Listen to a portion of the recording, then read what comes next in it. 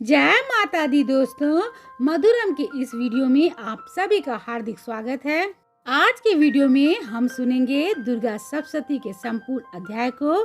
तो इस संपूर्ण अध्याय को आप एकाग्रचित्त होकर सुनिएगा, बीच में वीडियो अधूरा मत छोड़िएगा, क्योंकि दुर्गा सप्तशती के किसी भी अध्याय या संपूर्ण अध्याय को आप जब भी पढ़े या फिर सुने, इसे बीच में अधूरा नहीं छोड़ना चाहिए।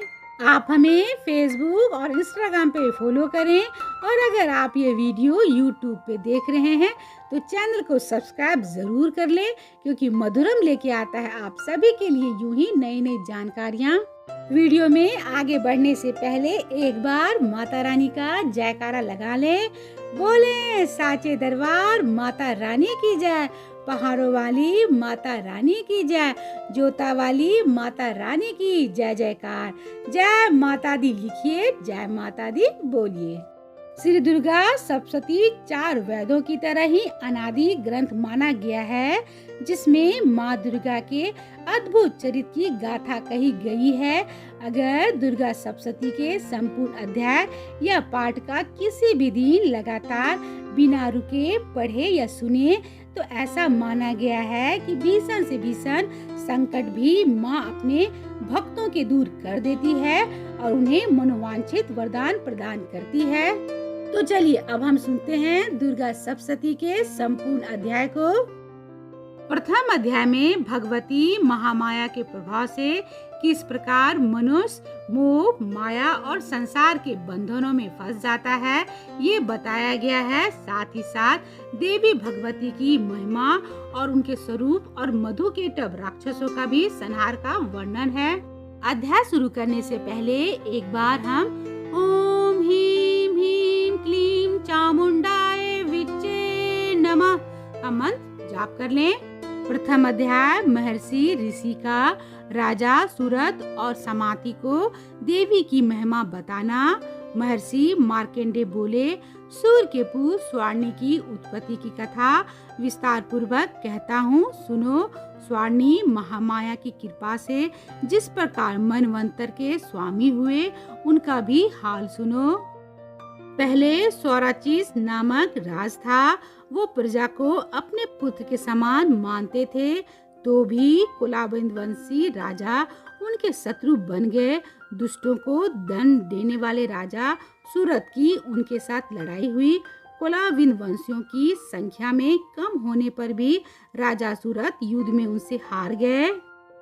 तब वो अपने नगर में आ गए। केवल अपने देश का राज ही उनके पास रह गया और वो उसी देश के राजा होकर राज करने लगे, किंतु उनके शत्रुओं ने उन पर वहां आक्रमण किया।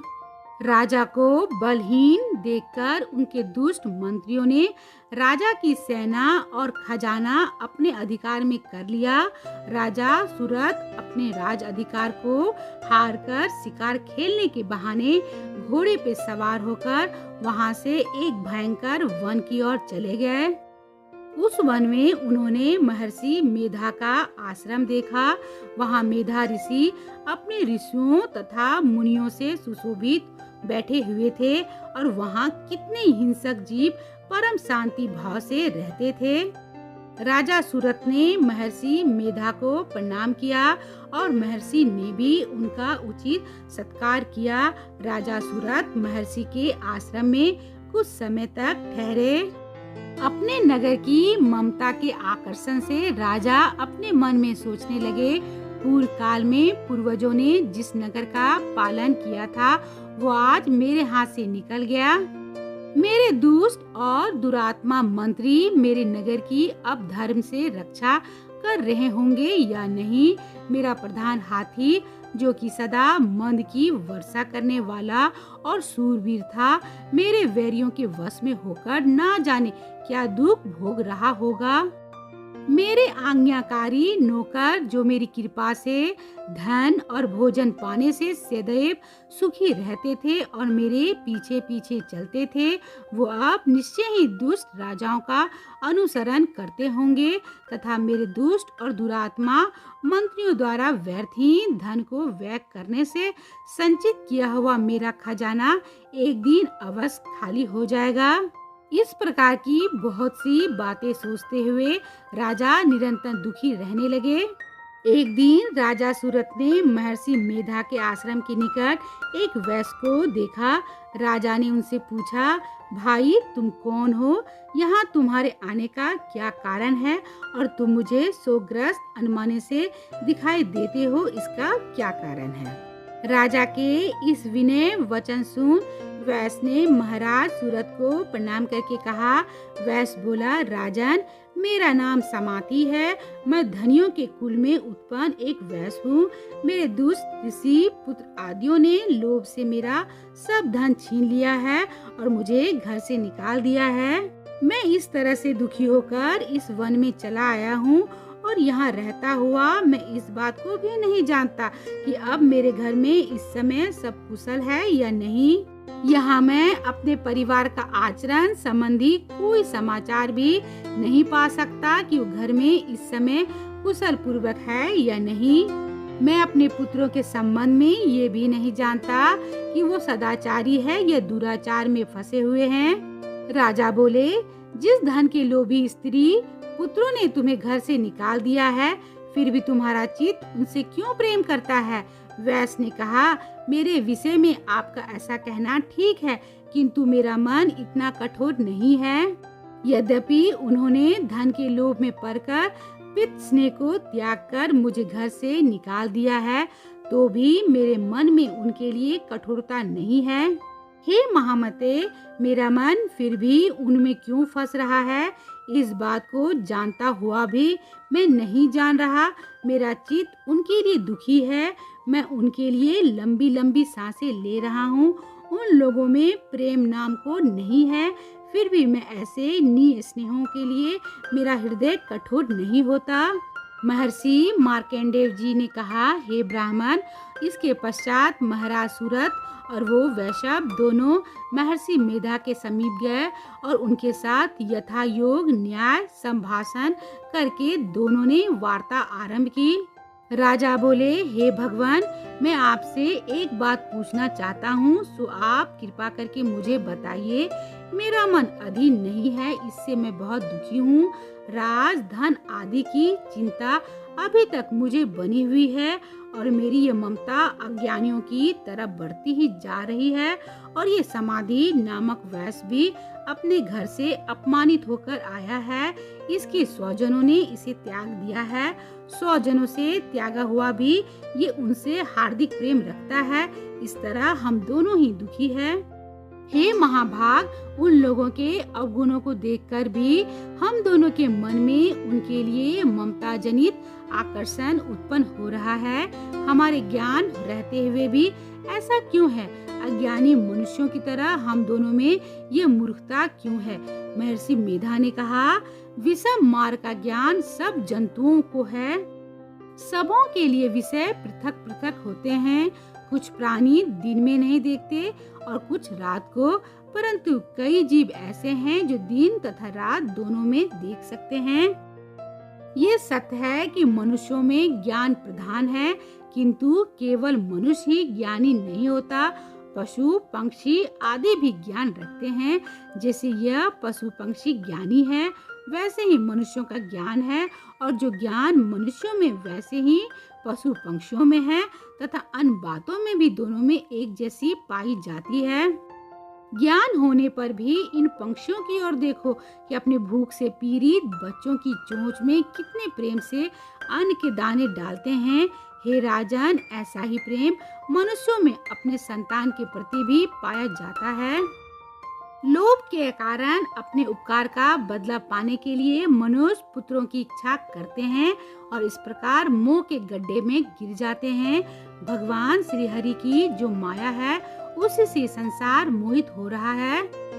इसमें आश्चर्य की कोई बात नहीं, क्योंकि ये भगवान विष्णु की योग निंद्रा है। यह माया ही तो है जिसके कारण संसार मोह में जकड़ा हुआ है।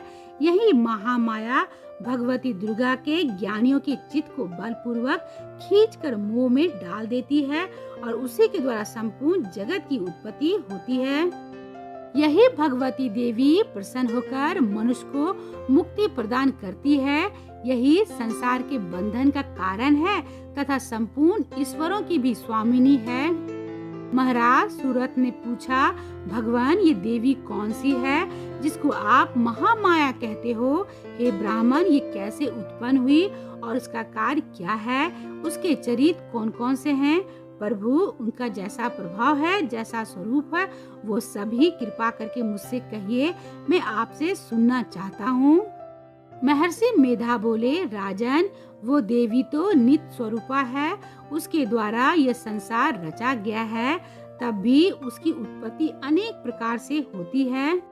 वो सब आप मुझसे सुनो। वो देवताओं का कार्य सिद्ध करने के लिए प्रकट होती है, उस समय वो उत्पन्न हुई कहलाती है। संसार को जलमय करके जब भगवान विष्णु योग निंदा का आश्रय लेकर से सैया पर सो रहे थे, तब मधुकेटभ नाम के 2 असुर उनके कानों के मैल से प्रकट हुए और श्री वर्मा जी को मारने के लिए तैयार हो गए। श्री वर्मा जी ने जब उन दोनों को अपनी ओर आते देखा और ये भी देखा कि भगवान विष्णु योग निंद्रा का आश्रय लेकर सो रहे हैं, तो वो उस समय श्री भगवान को जगाने के लिए उनके नेत्रों में निवास करने वाली योग निंद्रा की स्तुति करने लगे। श्री वर्मा जी ने कहा, हे देवी, तुम ही स्वाहा, तुम ही स्वाथा और तुम ही वशकार हो। स्वर भी तुम्हारा ही स्वरूप है, तुम ही जीवन देने वाली सुधा हो। नित अक्षर प्रणव में अकार, ओकार और मकार, इन तीनों में माताओं के रूप में तुम ही स्थित हो। इसके अतिरिक्त जो विद पद अर्ध मात्रा है, जिसका कि विशेष रूप से उच्चारण नहीं किया जाता, हे देवी, वो भी तुम ही हो। हे देवी, संध्या, सावित्री तथा परम जननी तुम ही हो। तुम इस विश्व को धारण करने वाली हो। तुमने ही इस जगत की रचना की है और तुम ही इस जगत का पालन करने वाली हो। तुम ही कल्प के अंत में सबको भक्षण करने वाली हो। हे देवी, जगत की उत्पत्ति के समय तुम सृष्टि रूपा रहती हो, पालन काल में स्थित रूपा हो और कल्प के अंत में संहार रूप धारण कर लेती हो। तुम ही महाविद्या, महामाया, महामेधा, महारात्रि और मोह रात्रि हो। श्री ईश्वरी बोध स्वरूपा बुद्धि भी तुम ही हो। लज्जा, पुटी, त्रुटि, शांति और क्षमा भी तुम ही हो। तुम खड्ग धारनी, शूल धारनी, घोर रूपा तथा गदा, चक्र, शंख और धनुष को धारण करने वाली हो। बाण, भूसुंडी और परिघ, ये भी तुम्हारे अस्त्र हैं। तुम सौम और सोमांतर हो। यही नहीं बल्कि जितने ही सौम तथा सुंदर वस्तुएं इस संसार में हैं, उन सबसे बढ़कर सुंदर तुम ही हो। पर और अपर, सबसे पर रहने वाली सुंदर तुम ही हो। हे स्वर्ण स्वरूपे देवी, जो भी असत पदार्थ है उसमें जो शक्ति है वो तुम ही हो। ऐसी अवस्था में भला तुम्हारी स्तुति कौन कर सकता है? इस संसार की सृष्टि, पालन तथा संहार करने वाले जो भगवान हैं, उनको भी जब तुमने निंद्रा के वशीभूत कर दिया है, तो फिर तुम्हारी स्तुति कौन कर सकता है? मुझे भगवान विष्णु तथा भगवान शंकर को शरीर धारण कराने वाली तुम ही हो। तुम्हारी स्तुति करने की शक्ति किसमें है? हे देवी, तुम तो अपने उन उदार प्रभाव के कारण ही प्रशंसनीय हो। मधु और केटभ जो भयंकर असुर है, उन्हें मोह में डाल दो और श्री हरि भगवान विष्णु को भी जल्दी जगा दो और उनमें इनको मार डालने की बुद्धि भी उत्पन्न कर दो।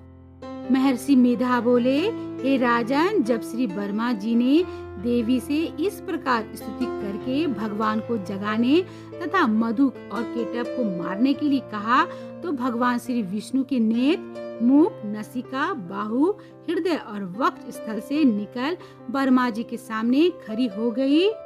उनका ऐसा करना था कि भगवान श्री हरि तुरंत जाग उठे और दोनों असुरों को देखा, जो कि अत्यधिक बलवान तथा परिक्रमी थे और मारे क्रोध के जिनके नेत्र लाल हो रहे थे और जो वर्मा जी का वध करने के लिए तैयार थे। तब क्रोध होके उन दोनों दुरात्माओं असुरों के साथ भगवान श्री हरि पूरे 5000 वर्ष तक लड़ते रहे। एक तो वो अत्यंत बलवान तथा पराक्रमी थे, दूसरे महामाया ने भी उन्हें मुंह में डाल रखा था। अतः वो श्री भगवान से कहने लगे, हम दोनों तुम्हारी वीरता से अत्यंत प्रसन्न हैं, तुम हमसे कोई वर मांगो। भगवान ने कहा, यदि तुम मुझ पे प्रसन्न हो तो अब तुम मेरे हाथों से मर जाओ, बस इतना सा मेरा वर मैं तुमसे मांगता हूँ। यहाँ दूसरे वर से क्या प्रयोजन है? महर्षि मेधा बोले।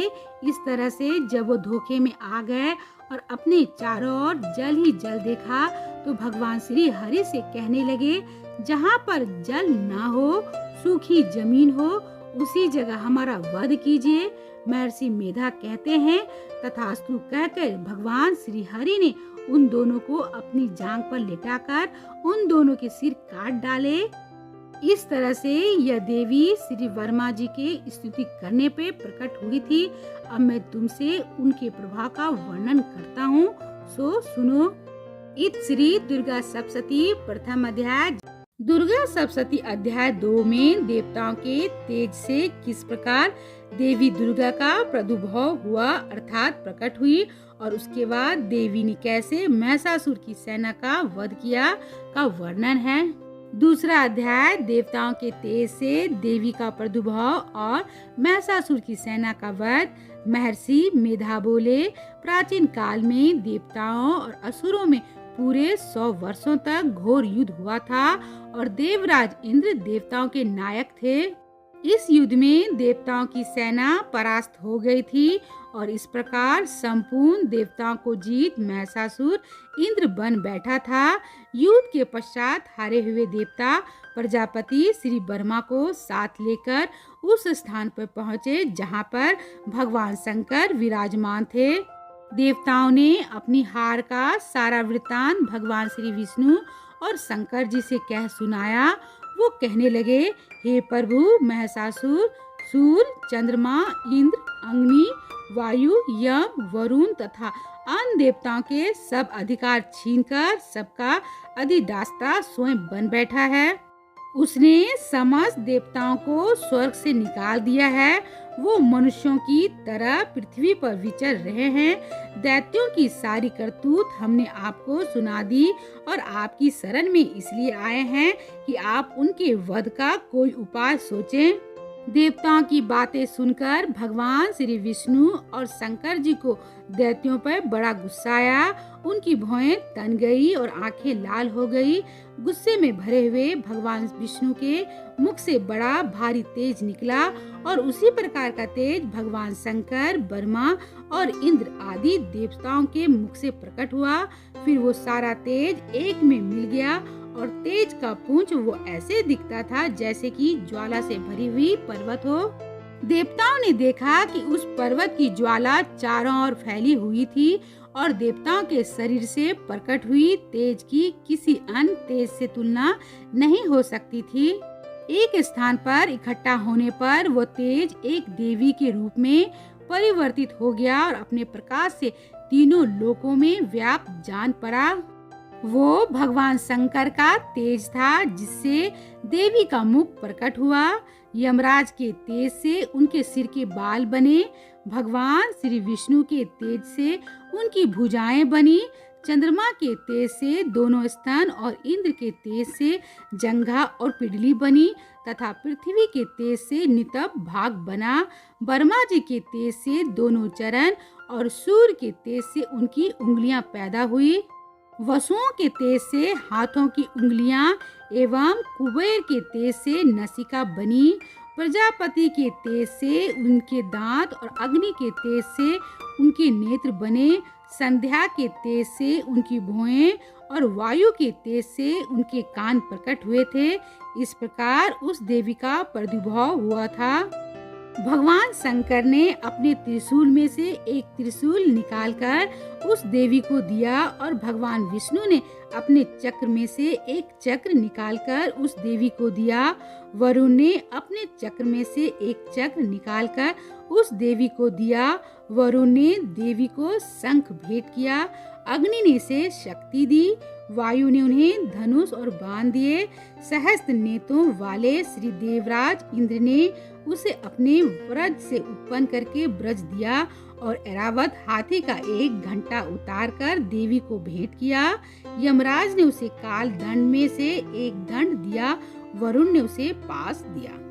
प्रजापति ने उस देवी को स्फटिक की माला दी, ब्रह्मा जी ने उन्हें कमंडल दिया, सूर्य ने देवी को समस्त रोमों में अपनी किरणों का तेज भर दिया, काल ने उसे चमकती हुई ढाल और तलवार दी और उज्जवल हार और दिव्य वस्त्र उसे भेंट किए और इसके साथ ही उसने दिव्य चूड़ामणि दी, 2 कुंडल, कंगन, उज्जवल अर्धचंद्र, बाहों के लिए बाजूबंद, चरणों के लिए निपुर, गले के लिए सुंदर हसली और उंगलियों के लिए रत्नों से भरी हुई अंगूठियां उसे दी।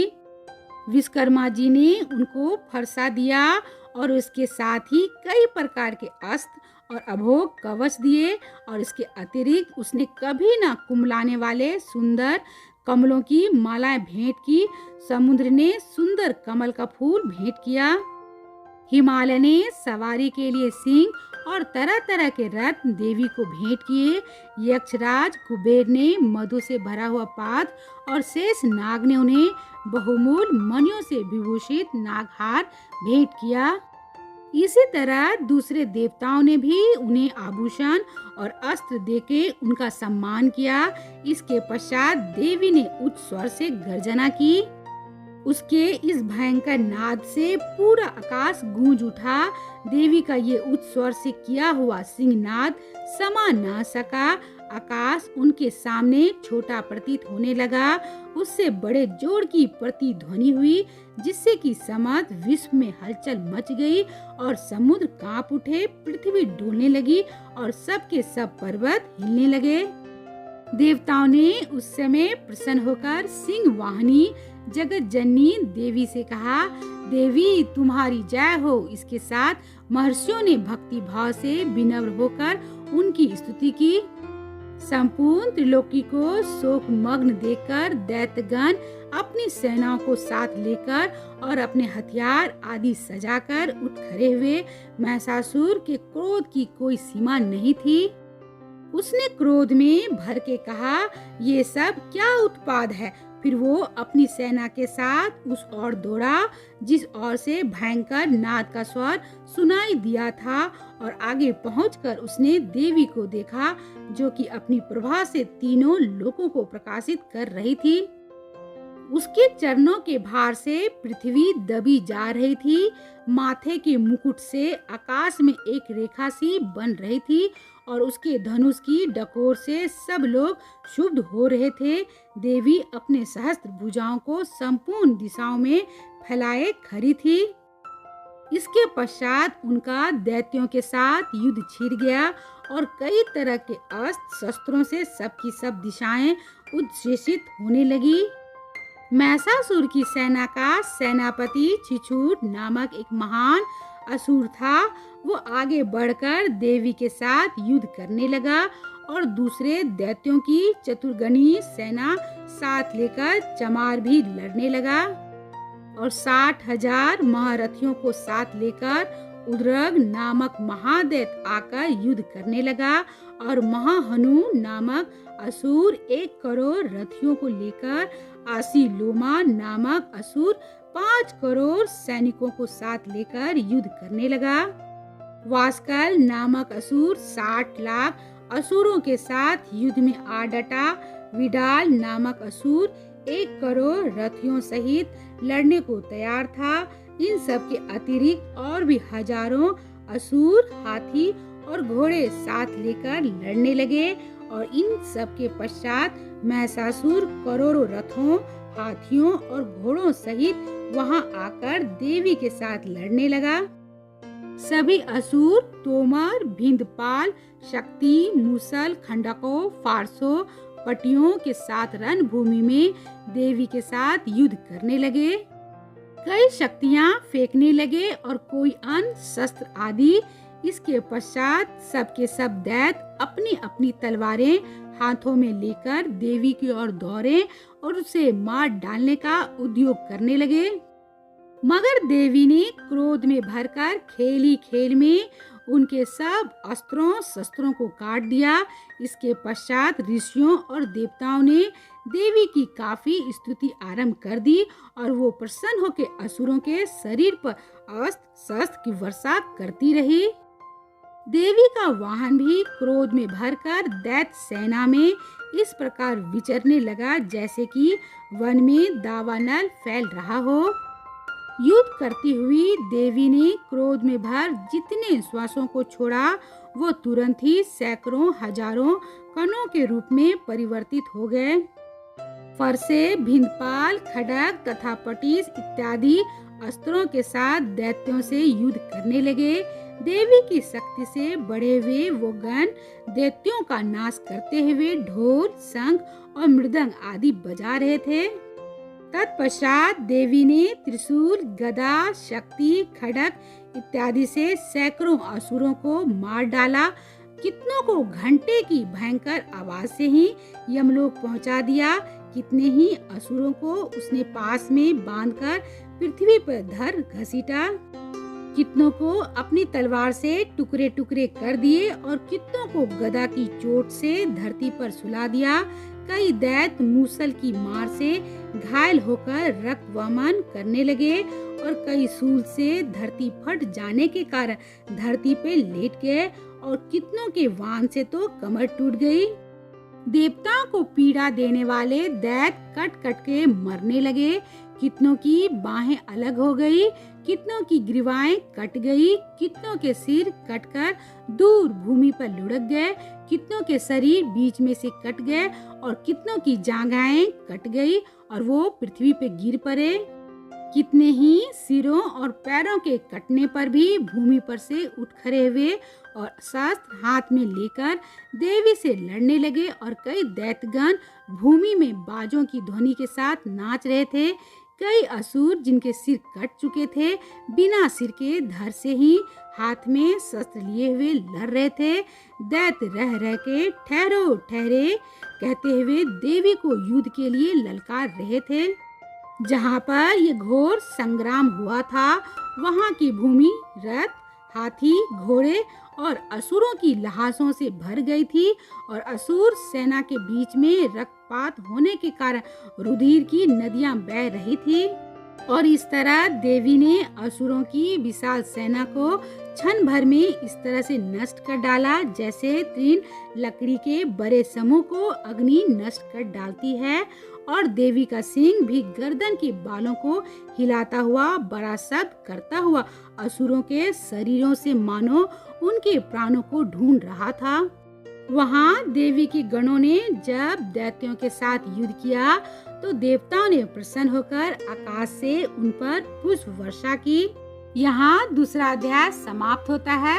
अब हम तीसरा अध्याय को पढ़ेंगे जिसमें सेनापतियों सहित महिषासुर के वध का वर्णन किया गया है। महर्षि मेधा ने कहा, महिषासुर की सेना नष्ट होती देखकर उस सेना का सेनापति छिछूर क्रोध में भर देवी के साथ युद्ध करने के लिए आगे बढ़ा। वो देवी पर इस प्रकार बाणों की वर्षा करने लगा मानो सुमेरु पर्वत पानी की धार बरसा रहा हो। इस प्रकार देवी ने अपने बाणों से उसके बाणों को काट डाला तथा उसके घोड़ों व सारथी को मार दिया। साथ ही उसके धनुष तथा उसकी अत्यधिक ऊंची ध्वजा को भी काटकर नीचे गिरा दिया। उसका धनुष कट जाने के पश्चात उसके शरीर के अंगों को अपने बाणों से बांध दिया। धनुष, घोड़ों और सारथी के नष्ट हो जाने पर वह असुर ढाल और तलवार लेकर देवी की तरफ आया। उसने अपनी तीक्ष्ण धार वाली तलवार से देवी के सिंह के मस्तक पर प्रहार किया और बड़े वेग से देवी की बाईं भुजा पर वार किया। किंतु देवी की बाईं भुजा को छूते ही उस दैत्य की तलवार टूटकर दो टुकड़े हो गई। इससे दैत्य ने क्रोध में भरकर शूल हाथ में लिया और उसे भद्रकाली देवी की ओर फेंका। देवी की ओर आता हुआ वो शूल आकाश से गिरते हुए सूर्य के समान प्रज्वलित हो उठा। उस शूल को अपनी ओर आते हुए देखकर देवी ने भी शूल छोड़ा और महाअसुर के शूल के 100 टुकड़े कर दिए और साथ ही महाअसुर के प्राण भी हर लिए। छिछूर के मरने पर देवताओं को दुख देने वाला चमार नामक दैत्य हाथी पर सवार होकर देवी से लड़ने के लिए आया और उसने आने के साथ ही शक्ति से प्रहार किया, किंतु देवी ने अपनी हुकार से ही उसे तोड़कर पृथ्वी पे डाल दिया। शक्ति को टूटा हुआ देखकर दैत्य ने क्रोध से लाल होकर शूल को चलाया, किंतु देवी ने उसको भी काट दिया। इतने में देवी का सिंह उछलकर हाथी के मस्तक पर सवार हो गया और दैत्य के साथ बहुत ही तीव्र युद्ध करने लगा। फिर वो दोनों लड़ते हुए हाथी पर से पृथ्वी पर आ गिरे और दोनों बड़े क्रोध से लड़ने लगे। फिर सिंह बड़े जोर से आकाश की ओर उछला और जब पृथ्वी की ओर आया तो अपने पंजे से चमार का सिर धड़ से अलग कर दिया। क्रोध से भरी हुई देवी ने शिला और वृक्ष आदि की चोटों से उदर को भी मार दिया, कराल को, दांतों, मुख को और थपेरों से चूर्ण कर डाला। क्रोध हुई देवी ने गदा के प्रहार से उद्धत दैत्य को मार गिराया, विधिपाल से वश काल को, बाणों से ताम तथा अंधों को मौत के घाट उतार दिया। तीनों नेत्रों वाली परमेश्वरी ने त्रिशूल से उग्रासय, उग्रवीर और महाहनु नामक राक्षसों को मार गिराया। उसने अपने तलवार से विडाल नामक दैत्य का सिर काट दिया तथा अपने बाणों से दुर्धर और दुर्मुख नामक राक्षस को यमलोक में पहुंचा दिया। इस प्रकार जब महिषासुर ने देखा कि देवी ने मेरी सेना को नष्ट कर दिया है तो वो भैंसे का रूप धारण कर देवी के कणों को दुख देने लगा। उन गणों में कितनों को उसने मुख के प्रहार से, कितनों को खुरों से, कितनों को पूंछ से, कितनों को सींगों से और बहुतों को दौड़ाने के वेग से, अनेकों को सिंहनाद से, कितनों को चक्कर देके और कितनों को श्वास वायु के झोंके से पृथ्वी पे गिरा दिया। वो दैत्य इस प्रकार गणों की सेना को गिरा देवी के सिंह को मारने के लिए दौड़ा। इस पर देवी को बड़ा गुस्सा आया। उधर दैत्य भी क्रोध में भरकर धरती को खुरों से खोदने लगा तथा सिंहों से पर्वतों को उखाड़ उखाड़ कर धरती पर फेंकने लगा और मुख से शब्द करने लगा।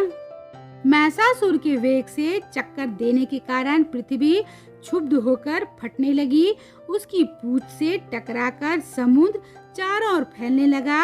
हिलते हुए सिंगों के आघात से मेघ खंड खंड हो गए और श्वास से आकाश में उड़ते हुए पर्वत फटने लगे। इस तरह क्रोध में भरे हुए राक्षस को देख चंडिका को भी क्रोध आ गया और वो उसे मारने के लिए क्रोध में भर गई। देवी ने पास फेंककर दैत्य को बांध लिया और उसने बंध जाने पर दैत्य का रूप त्याग दिया और सिंह का रूप बना लिया। और जो ही देवी उसका सिर काटने के लिए तैयार हुई कि उसने पुरुष का रूप बना लिया जो कि हाथ में तलवार लिए हुए था। देवी ने तुरंत ही अपने बाणों के साथ उस पुरुष को उसकी तलवार ढाल सहित बांध डाला। इसके पश्चात वो हाथी के रूप में दिखने लगा और अपनी लंबी सूंड से देवी के सींग को खींचने लगा और गरजने लगा। देवी ने अपनी तलवार से उसकी सूंड काट डाली। तब राक्षस ने एक बार फिर भैंसे का रूप धारण कर लिया और पहले की तरह चर अचर जीवों सहित समस्त त्रिलोकों को व्याकुल करने लगा। इसके पश्चात क्रोध में भरी हुई देवी बारंबार उत्तम मधु का पान करने लगी और लाल लाल नेत्र करके हंसने लगी।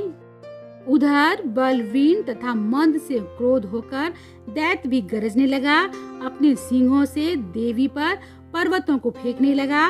देवी अपने बाणों से उसके फेंके हुए पर्वतों को चूर्ण करते हुए बोली, अरे मूर्ख, जब तक मैं मधुपान कर रही हूँ तब तक तू गरज ले।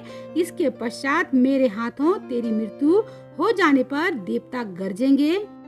महर्षि मेधा ने कहा। ये कह के देवी उछलकर उस दैत्य पर जा चढ़ी और उसको अपने पैर से दबाकर सूल से उसके गलों पर आघात किया। देवी के पैर से दबने पर भी दैत्य अपने दूसरे रूप से अपने मुख से बाहर होने लगा। अभी वो आधा ही बाहर निकला था कि देवी ने अपने प्रभाव से उसे रोक दिया। जब वो आधा निकला हुआ ही था कि दैत्य युद्ध करने लगा तो देवी ने अपने तलवार से उसका सिर काट दिया। इसके पश्चात सारी राक्षस सेना हाहाकार करती हुई वहां से भाग खड़ी हुई और सब देवता अत्यधिक प्रसन्न हुए तथा ऋषियों महर्षियों सहित देवी की स्तुति करने लगे। गंधर्वराज गान करने लगे तथा अप्सराएं नृत्य करने लगी। यहाँ पे तीसरा अध्याय समाप्त होता है। दुर्गा सप्तशती अध्याय चौथा। इंद्र आदि देवताओं द्वारा देवी की स्तुति। महर्षि मेधा बोले, देवी ने जब पराक्रमी दुरात्मा महिषासुर को मार गिराया और असुरों की सेना को मार दिया, तब इंद्र आदि समस्त देवता अपने सिर तथा शरीर को झुकाकर भगवती की स्तुति करने लगे।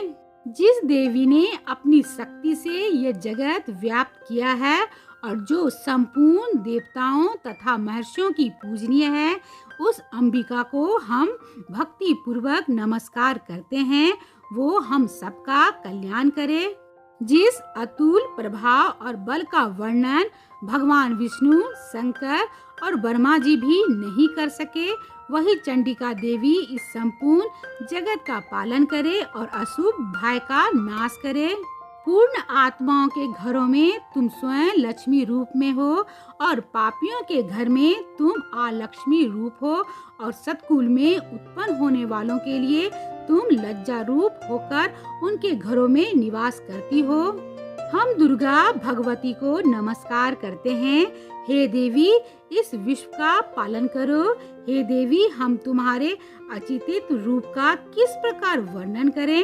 असुरों का नाश करने वाले भारी पराक्रम तथा समस्त देवताओं और दैत्यों के विषय में जो तुम्हारे पवित्र चरित्र हैं, उनका हम किस प्रकार वर्णन करें।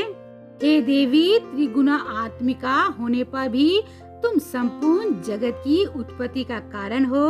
हे देवी, भगवान विष्णु, शंकर आदि किसी भी देवता ने तुम्हारा पार नहीं पाया। तुम सबकी आश्रय हो। यह संपूर्ण जगत तुम्हारा ही अंश रूप है, क्योंकि तुम सबकी आदि भूत प्रकृति हो। हे देवी, तुम्हारे जिस नाम के उच्चारण से संपूर्ण यज्ञों में जब देवता तृप्ति लाभ करते हैं, वो स्वाहा भी तुम ही हो। इसके अतिरिक्त तुम पितरों की तृप्ति का कारण हो, इसलिए सब आपको स्वाहा कहते हैं। हे देवी, वो विद्या जो मोक्ष को देने वाली हो, जो अचिंत्य महाज्ञान स्वरूपा है, तत्वों के सार को वश में करने वाले, संपूर्ण दोषों को दूर करने वाले, मोक्ष की इच्छा वाले मुनिजन जिसका अभ्यास करते हैं, वो तुम ही हो। तुम वाणी रूप हो और दोष रहित ऋषिक तथा यजु वेदों की एवं उद्गीत और सुंदर पदों के पाठ वाले संवेद की आश्रय रूप हो। तुम भगवती हो। इस विश्व की उत्पत्ति एवं पालन के लिए तुम वार्ता के रूप में प्रकट हुई हो और तुम संपूर्ण संसार की पीड़ा हरने वाली हो। हे देवी, जिससे सारे शास्त्रों को जाना जाता है, वो मेधा शक्ति तुम ही हो और दुर्गम भवसागर से पार करने वाली नौका भी तुम ही हो। लक्ष्मी रूप में विष्णु भगवान के हृदय में निवास करने वाली और भगवान महादेव द्वारा सम्मानित गौरी देवी भी आप ही हो। मंद मुस्कान वाले निर्मल पूर्ण चंद बिंब के समान और उत्तम सुवर्ण की मनोहर कांति से कमनीय तुम्हारे मुख को देखकर भी महिषासुर क्रोध में भर गया। ये बड़े आश्चर्य की बात है। और हे देवी, तुम्हारा यही मुख जब क्रोध से भर गया तो उदय काल के चंद्रमा की भांति लाल हो गया और तनी हुई भौं के कारण विकराल रूप हो गया। उसे देखकर भी महिषासुर के शीघ्र प्राण नहीं निकल गए। ये बड़े आश्चर्य की बात है। आपके कुपित मुख के दर्शन करके भला कौन जीवित रह सकता है। हे देवी, तुम हमारे कल्याण के लिए प्रसन्न हो जाओ। आपके प्रसन्न होने से इस जगत का अभ्युदय होता है, और जब आप क्रोध में हो जाती हो तो कितने ही कुलों का सर्वनाश हो जाता है। ये हमने अभी अभी जाना कि जब तुमने महिषासुर की बहुत बड़ी सेना को देखते ही देखते मार दिया है। हे देवी, सदा प्रताप देने वाली, तुम जिस पर प्रसन्न हो जाती हो वही देश में सम्मानित होते हैं। उनके धन यश की वृद्धि होती है, उनका धर्म कभी भी नष्ट नहीं होता है, और उनके यहाँ अधिक पुत्र पुत्रियां और नौकर होते हैं। हे देवी, तुम्हारी कृपा से ही धर्मात्मा पुरुष प्रतिदिन श्रद्धा पूर्वक यज्ञ करता है और धर्म अनुकूल आचरण करता है, और उसके प्रभाव से स्वर्ग लोक में जाता है, क्योंकि तुम तीनों लोकों में मनवांछित फल देने वाली हो। हे माँ दुर्गे, तुम स्मरण करने पर संपूर्ण जीवों के भय नष्ट कर देती हो, और स्थिर चित्त वालों के द्वारा चिंतन करने पर उन्हें और अत्यधिक मंगल देती हो। हे दरिद्र दुख नाशनी देवी, तुम्हारे सिवाय दूसरा कौन है? तुम्हारा चित्त सदा दूसरों के उपकार में लगा रहता है। हे देवी, तुम शत्रुओं को इसलिए मारती हो क्योंकि उनके मरने से दूसरों को सुख मिलता है। वो चाहे नरक में जाने के लिए चिरकाल तक पाप करते रहे हो, किंतु तुम्हारे साथ युद्ध करके सीधे स्वर्ग को जाएं, इसलिए तुम उनका वध करती हो। हे देवी, क्या तुम दृष्टिपात मात्र से समस्त असुरों को भस्म नहीं कर सकती? अवश्य ही कर सकती हो, किंतु तुम्हारा शत्रुओं को शस्त्रों के द्वारा मारना इसलिए है कि शस्त्रों के द्वारा मर के वे स्वर्ग को जाएं। इस तरह से हे देवी, उन शत्रुओं के प्रति भी तुम्हारा विचार उत्तम है। हे देवी, तुम्हारे उग्र खड्ग की चमक से और त्रिशूल की नोक की कांति की किरणों से असुरों की आंख फूट नहीं गई। उसका कारण ये था कि वे किरणों से शोभायमान तुम्हारे चंद्रमा के समान आनंद प्रदान करने वाले सुंदर मुख को देख रहे थे। हे देवी, तुम्हारा शील बुरे वृत्तांत को दूर करने वाला है, और सबसे अधिक तुम्हारा रूप है जो ना तो कभी चिंतन में आ सकता है और न ही जिसकी दूसरों से कभी तुलना ही हो सकती है। तुम्हारा बल और पराक्रम शत्रुओं का नाश करने वाला है। इस तरह तुमने शत्रुओं पर भी दया प्रकट की है। हे देवी, तुम्हारे बल की किसके साथ बराबरी की जा सकती है, तथा शत्रुओं को भय देने वाला इतना सुंदर रूप भी और किसका है।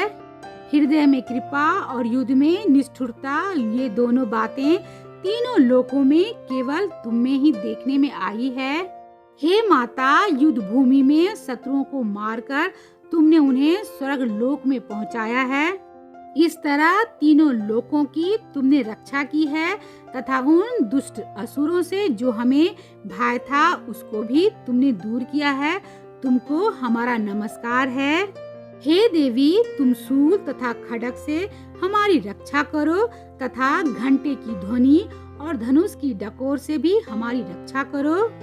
हे चंडिके, आप अपने शूल को घुमाकर पूर्व, पश्चिम, उत्तर तथा दक्षिण दिशा में हमारी रक्षा करो।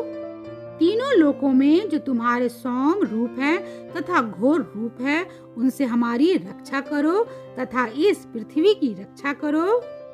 हे अंबिके, आपके कर पल्लवों में जो खड्ग, शूल और गदा आदि शस्त्र शोभा पा रहे हैं, उनसे हमारी रक्षा करो।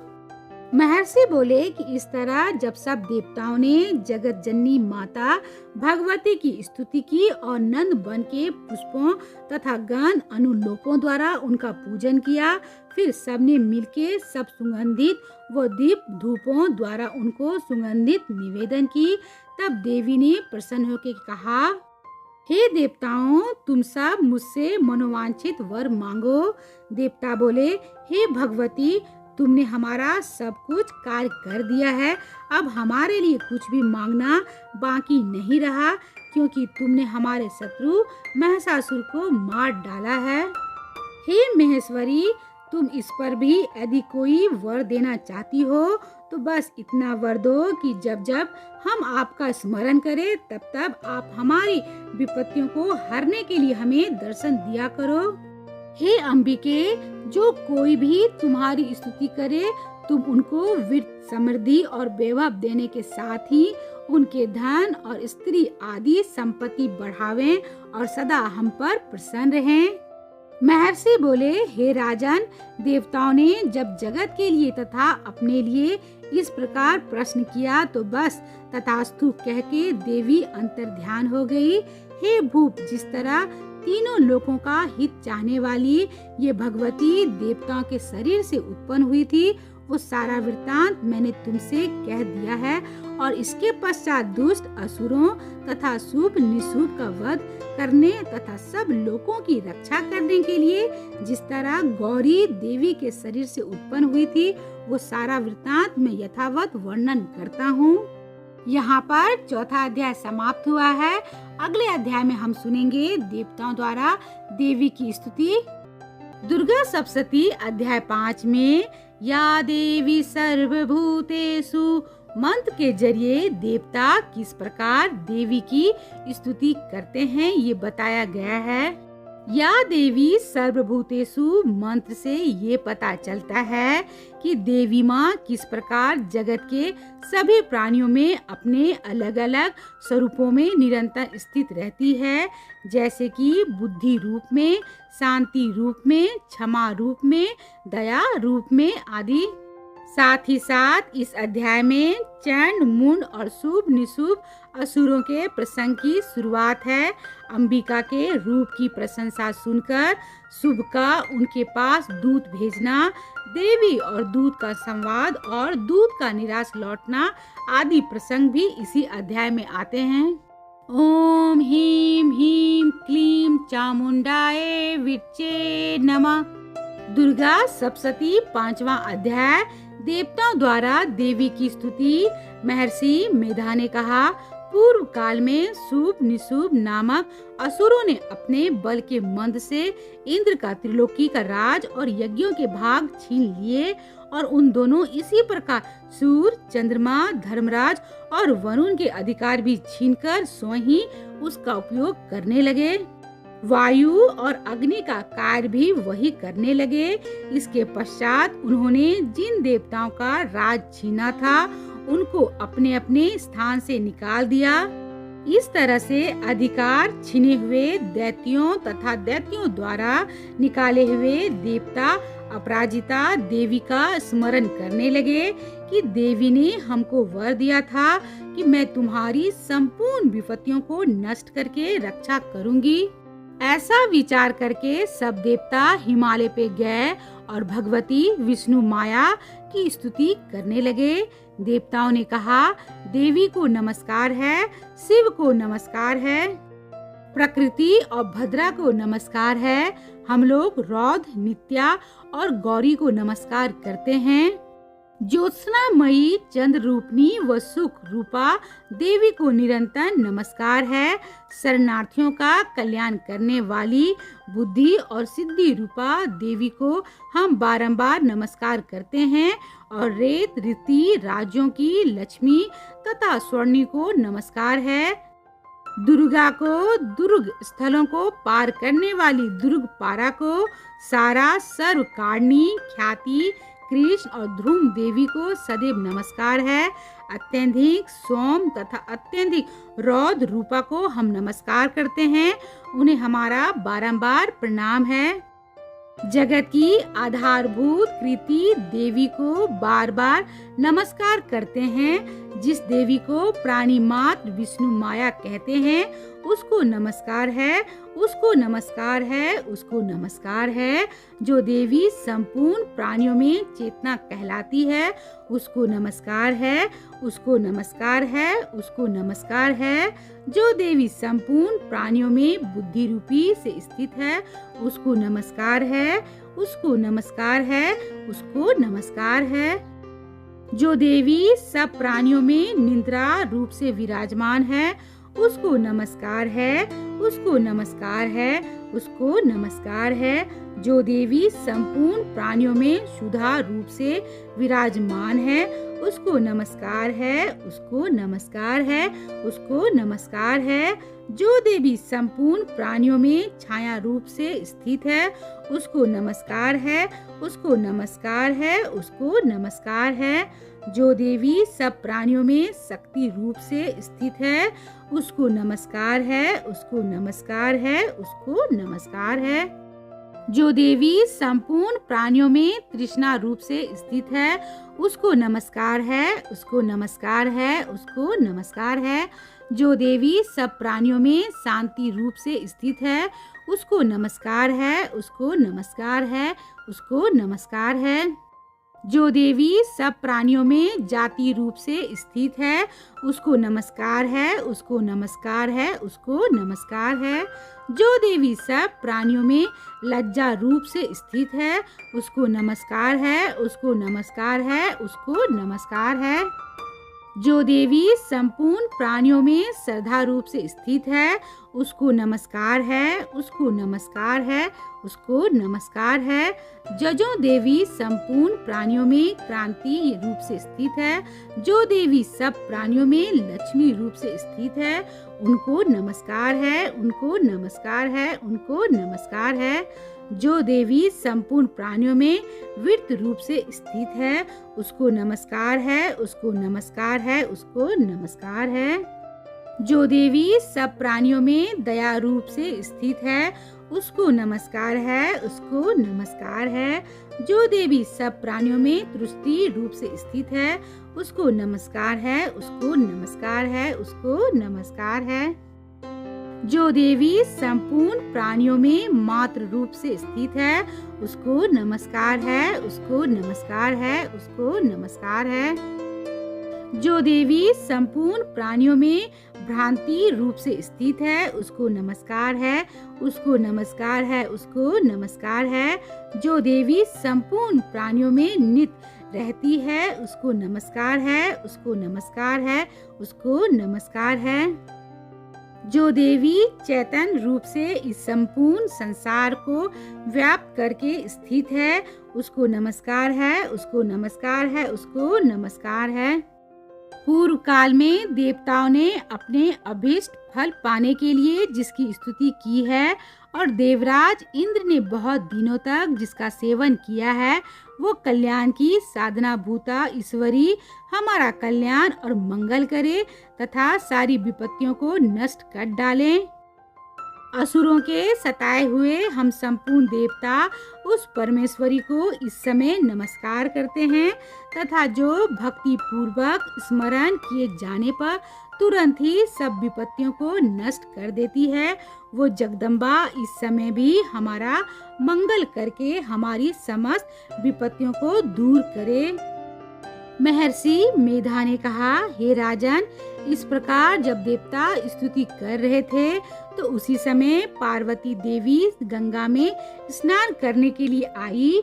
तब उनके शरीर से प्रकट होकर शिवा देवी बोली, शुभ दैत्य के द्वारा स्वर्ग से निकले हुए और निशुभ से हारे हुए ये देवता मेरी स्तुति कर रहे हैं।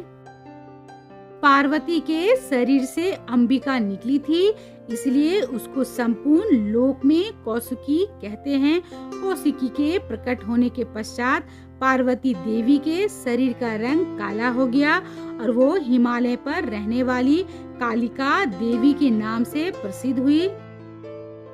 फिर शुभ और निशुभ के दूत चंड मुंड वहां आए और उन्होंने परम मनोहर रूप वाली अंबिका देवी को देखा।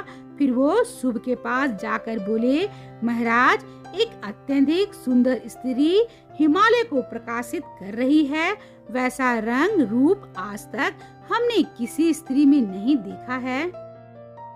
हे असुरेश्वर, आप ये पता लगाइए कि वो कौन है और उसको ग्रहण कर लें। वो स्त्री स्त्रियों में रत्न है, वो अपनी कांति से 10 दिशाओं को प्रकाशित करती हुई वहाँ स्थित है, इसलिए आपका उसको देखना उचित है। हे प्रभु, तीनों लोकों के हाथी, घोड़े और मणि इत्यादि जितने रत्न हैं वो सब इस समय आपके घर में शोभायमान हैं। हाथियों में रत्न रूप ऐरावत हाथी और उचेस्वार नामक घोड़ा तो आप इंद्र से ले आए हैं। हंसों द्वारा जूता हुआ वाहन जो कि ब्रह्मा जी के पास था वो भी आपके पास है, और वो महापद नामक खजाना आपने कुबेर से छीना है। समुद्र ने आपको सदा खिले हुए फूलों की किंजकनी माला दी है। वरुण का कंचन की वर्षा करने वाला छत्र आपके पास है। रथों में श्रेष्ठ प्रजापति का रथ भी आपके पास ही है। हे दैत्येंद्र, मृत्यु से उत्क्रांतिका नामक शक्ति भी आपने छीन ली है, और वरुण का पास भी आपके भ्राता निशुभ के अधिकार में है, और जो अग्नि में न जल सके ऐसे 2 वस्त्र भी अग्नि देव ने आपको दिए हैं। हे दैत्यराज, इस प्रकार सारी रत्न रूपी वस्तुएं आप संग्रह कर चुके हैं, तो फिर आप ये कल्याणकारी स्त्रियों में रत्न रूप अनुपम स्त्री आप क्यों नहीं ग्रहण करते? महर्षि मेधा बोले। चंड मुंड का ये वचन सुनकर शुभ ने विचारा कि सुग्रीव को अपना दूत बनाकर देवी के पास भेजा जाए। प्रथम उसको सब कुछ समझा दिया और कहा कि वहां जाकर तुम उसको अच्छी तरह से समझाना और ऐसा उपाय करना जिससे वो प्रसन्न होकर तुरंत मेरे पास चली आए। भली प्रकार समझाकर कहना, दूत शीघ्र पर्वत के उस रमणीय भाग में पहुंचा जहां देवी रहती थी। दूत ने कहा, हे देवी, दैत्यों का राजा शुभ जो इस समय तीनों लोकों का स्वामी है, मैं उसका दूत हूँ और यहाँ तुम्हारे पास आया हूँ। संपूर्ण देवता उसकी आज्ञा एक स्वर से मानते हैं, और जो कुछ उसने मुझसे कहलाया है और भेजा है वो सुनो। उसने कहा कि इस समय संपूर्ण त्रिलोकी मेरे वश में है, और संपूर्ण यज्ञों के भाग को पृथक पृथक मैं ही लेता हूँ, और तीनों लोकों में जितने भी श्रेष्ठ रत्न हैं वो सब मेरे पास है। देवराज इंद्र का वाहन ऐरावत हाथी मेरे पास है जो मैंने छीन लिया है। उचेस्वार नामक घोड़ा जो क्षीर सागर मंथन करने से प्रकट हुआ था उसे देवताओं ने मुझे समर्पित किया है। हे सुंदरी, इसके अतिरिक्त और भी जो रत्न भूषण पदार्थ देवताओं के पास थे वो सब मेरे पास है। हे देवी, मैं तुम्हें संसार की स्त्रियों में रत्न मानता हूँ, क्योंकि रत्नों का उपभोग करने में मैं ही हूँ। हे चंचल कटाओं वाली सुंदरी, अब ये मैं तुझ पर छोड़ता हूँ कि तुम मेरे या मेरे भाई पराक्रमी निशुभ की सेवा में आ जाए। यदि तू मुझे वरोगी तो तुझे अतुल महान ऐश्वर्य की प्राप्ति होगी, अतः तुम अपनी बुद्धि से यह विचार कर मेरे पास चली आओ। महर्षि मेधा ने कहा, दूत के ऐसा कहने पर संपूर्ण जगत का कल्याण करने वाली भगवती दुर्गा मन ही मन मुस्कुराई और इस प्रकार कहने लगी। देवी ने कहा, हे दूत, तू जो कुछ कह रहा है वो सत्य है और इसमें तनिक मात्र भी झूठ नहीं है। शुभ इस समय तीनों लोकों का स्वामी है और निशुभ भी उसी की तरह पराक्रमी है, किंतु इसके संबंध में जो प्रतिज्ञा कर चुकी हूँ उसे मैं कैसे ठुकरा सकती हूँ। अतः तू मैंने जो प्रतिज्ञा की है उसे सुन। जो मुझे युद्ध में जीत लेगा और मेरे अभिमान को खंडित करेगा तथा बल में वो मेरे समान होगा, वही मेरा स्वामी होगा। इसीलिए शुभ अथवा निशुभ यहाँ आए और युद्ध में जीतकर मुझसे विवाह कर ले, इसमें भला देर की क्या आवश्यकता है। दूत ने कहा, हे देवी, तुम अभिमान में भरी हुई हो, मेरे सामने तुम ऐसी बात न करो। इस त्रिलोकी में मुझे तो ऐसा कोई दिखाई नहीं देता जो कि शुभ और निशुभ के सामने ठहर सके। हे देवी, जब अन्य देवताओं में से कोई शुभ और निशुभ के सामने युद्ध में ठहर नहीं सकता, तो तुम जैसी स्त्री उनके सामने रणभूमि में क्या ठहर सकोगी। जिन शुभ आदि असुरों के सामने इंद्र आदि देवता नहीं ठहर सके, तो तुम फिर अकेली स्त्री उनके सामने कैसे ठहर सकोगी? अतः तुम मेरा कहना मानकर उनके पास चली जाओ, नहीं तो जब वो तुम्हें केस पकड़कर घसीटते हुए ले जाएंगे तो तुम्हारा गौरव नष्ट हो जाएगा, इसलिए मेरी बात मान लो। देवी ने कहा, जो कुछ तुमने कहा ठीक है, शुभ और निशुभ बड़े बलवान हैं, लेकिन मैं क्या कर सकती हूँ, क्योंकि मैं बिना विचारे प्रतिज्ञा कर चुकी हूँ। इसलिए तुम जाओ और मैंने जो कुछ भी कहा है वो सब आदर पूर्वक और सुरेंद्र से कह दो। इसके पश्चात जो वो उचित समझे वो करे। यहाँ पे दुर्गा सप्तशती का 5वां अध्याय समाप्त होता है और 6वें अध्याय में ध्रुवलोचन वध का वर्णन किया गया है। अब 6ठा अध्याय आरंभ हो रहा है, जिसमें ध्रुवलोचन वध का वर्णन है। महर्षि मेधा ने कहा, देवी की बात सुनकर दूत क्रोध में भरा हुआ वहां से असुरेंद्र के पास पहुंचा और सारा वृत्तांत उसे कह सुनाया। दूत की बात सुन के असुरेंद्र के क्रोध का सीमा ना रहा और उसने अपने सेनापति ध्रुवलोचन से कहा, ध्रुवलोचन, तुम अपनी सेना सहित शीघ्र वहां जाओ और उस दुष्टा के केसों को पकड़ के उसे घसीटते हुए यहाँ ले आओ। यदि उसकी रक्षा के लिए कोई दूसरा खड़ा हो, चाहे वो देवता, यक्ष अथवा गंधर्व ही क्यों न हो, उसको तुम अवश्य मार डालना। महर्षि मेधा ने कहा, शुभ के इस प्रकार आज्ञा देने पर ध्रुवलोचन 60,000 राक्षसों की सेना को साथ लेकर वहां पहुंचा और देवी को देख ललकार कर कहने लगा, अरे तू अभी शुभ और निशुभ के पास चल। यदि तू प्रसन्नता पूर्वक मेरे साथ ना चलेगी तो मैं तेरे केसों को पकड़ घसीटता हुआ तुझे ले चलूंगा। देवी बोली, असुरेंद्र का भेजा हुआ तेरे जैसा बलवान यदि बलपूर्वक मुझे ले जाएगा तो ऐसी दशा में मैं तुम्हारा क्या कर सकती हूँ।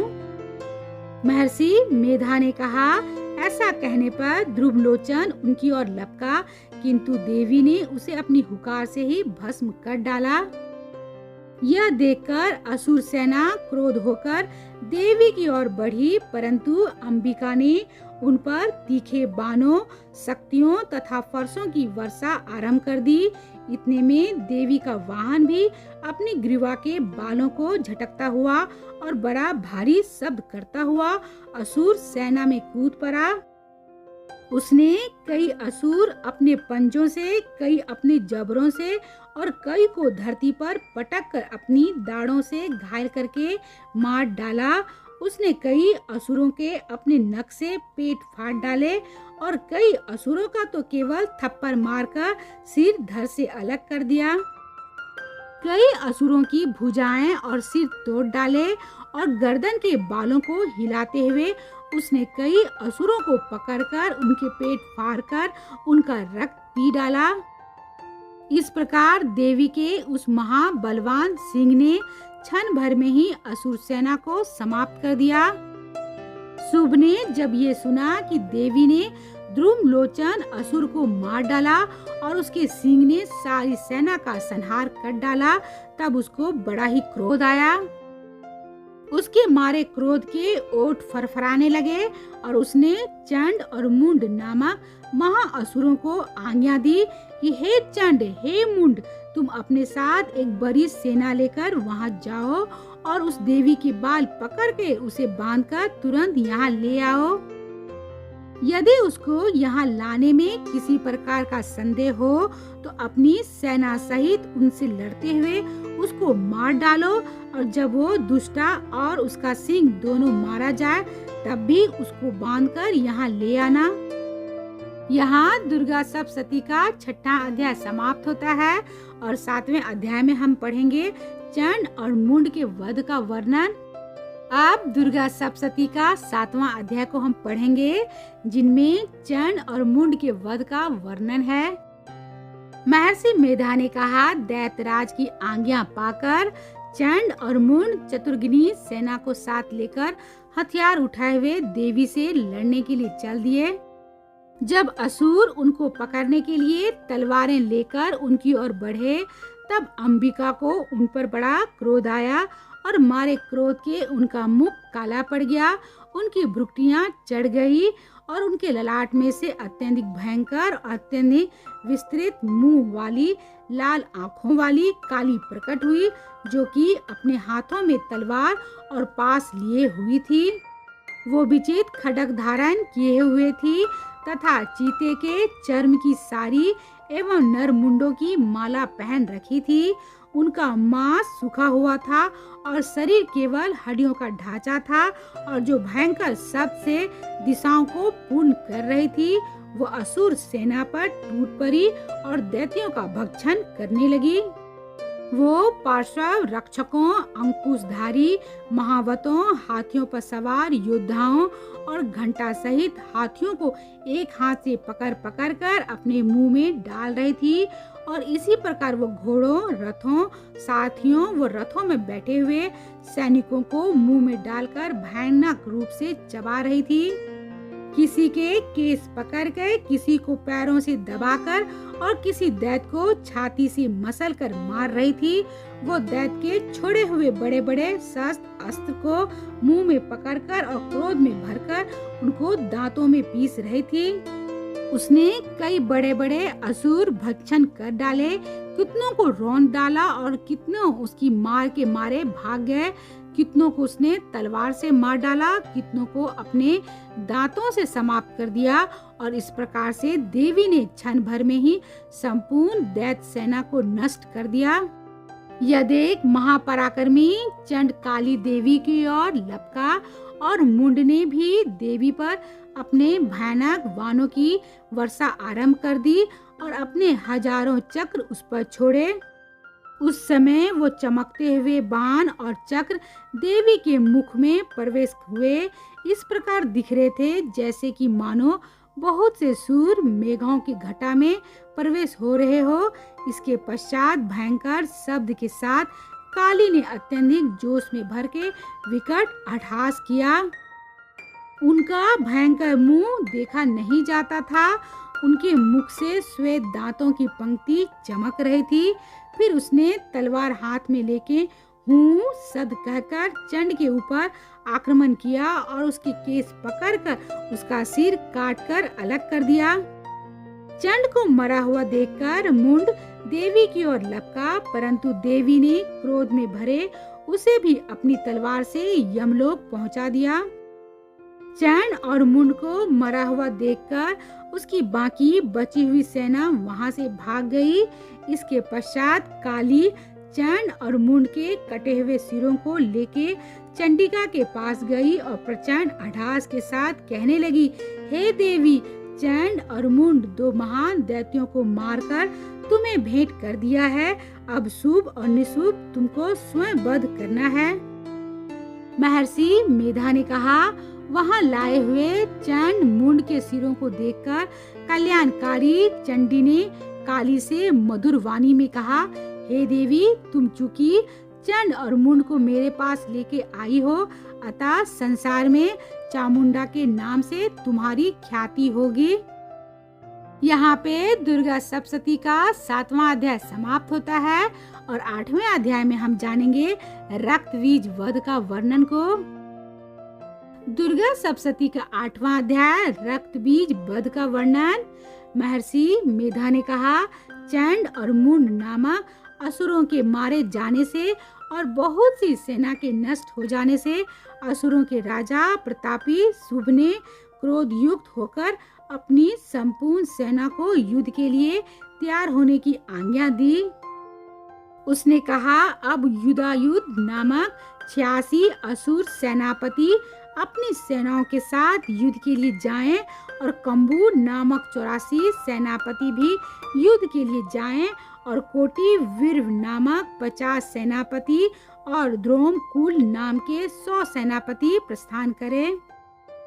कालक, दुदत, मौर और काल के ये दैत्य भी मेरी आज्ञा से सजकर युद्ध के लिए कूच करे। भयानक शासन करने वाला असुरों का स्वामी शुभ इस प्रकार आज्ञा देकर बहुत बड़ी सेना के साथ युद्ध के लिए चला। उसकी सेना को अपनी ओर आता देखकर चंडिका ने अपनी धनुष की डंकोर से पृथ्वी और आकाश के बीच के भाग को गुंजा दिया। हे राजन, इसके पश्चात देवी के सिंह ने दहाड़ना आरंभ कर दिया और अंबिका के घंटे के शब्दों ने उस ध्वनि को और भी बढ़ा दिया। धनुष की डंकोर, शेर की दहाड़ और घंटे की शब्द से पृथ्वी और आकाश के बीच का भाग गूंज उठा और इसके साथ ही देवी ने अपने मुख को और भी भयानक बना लिया। ऐसे भयंकर शब्द को सुनकर राक्षसी सेना ने देवी तथा सिंह को चारों ओर से घेर लिया। हे राजन, उस समय दैत्यों के नाश के लिए और देवताओं के हित के लिए ब्रह्मा, शिव, कार्तिकेय, विष्णु तथा इंद्र आदि देवों की शक्तियां जो अत्यंत पराक्रम और बल से संपन्न थी, उनके शरीर से निकलकर उसी रूप में चंडिका देवी के पास गई। जिस देवता का जैसा रूप था, जैसे आभूषण थे और जैसा वाहन था, वैसा ही रूप, आभूषण और वाहन लेकर उन देवताओं की शक्तियां दैत्यों से युद्ध करने के लिए आई। हंस युक्त विमान में बैठकर और रुद्राक्ष की माला तथा कमंडल धारण करके ब्रह्मा जी की शक्ति आई। वृषभ पर सवार होकर, हाथ में त्रिशूल लेकर, महानाग का कंकन पहनकर और चंद्र रेखा से भूषित होकर भगवान शंकर की शक्ति महेश्वरी आई और मोर पर आरूढ़ होकर हाथों में शक्ति लिए दैत्यों से युद्ध करने के लिए कार्तिकेय जी की शक्ति उन्हीं का रूप धारण करके आई। भगवान विष्णु की शक्ति गरुड़ पर सवार होकर शंख, चक्र, गदा, धनुष तथा खड्ग हाथ में लिए हुए आई। श्री हरि की शक्ति वाराही, वाराहा का रूप धारण करके आई और नरसिंह के समान शरीर धारण करके उनकी शक्ति नारासिंही भी आई। उसकी गर्दन के झटकों से आकाश के तारे टूट पड़ते थे और इसी प्रकार देवराज इंद्र की शक्ति ऐन्द्री भी ऐरावत के ऊपर सवार होकर आई।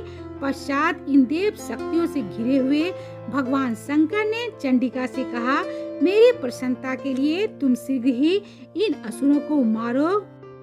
इसके पश्चात देवी के शरीर में से अत्यंत उग्र रूप वाली और सैकड़ों गीदड़ों के समान आवाज करने वाली चंडिका शक्ति प्रकट हुई।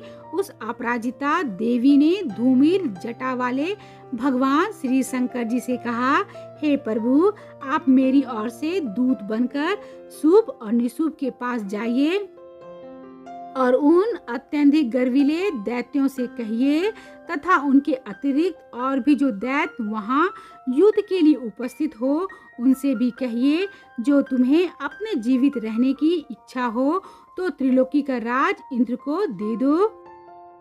देवताओं को उनका यक्ष भाग मिलना आरंभ हो जाए और तुम पाताल को लौट जाओ, किंतु यदि बल के गर्व से तुम्हारे लड़ने की इच्छा हो तो फिर आ जाओ। तुम्हारे मांस से मेरी योगिनियां तृप्त होगी।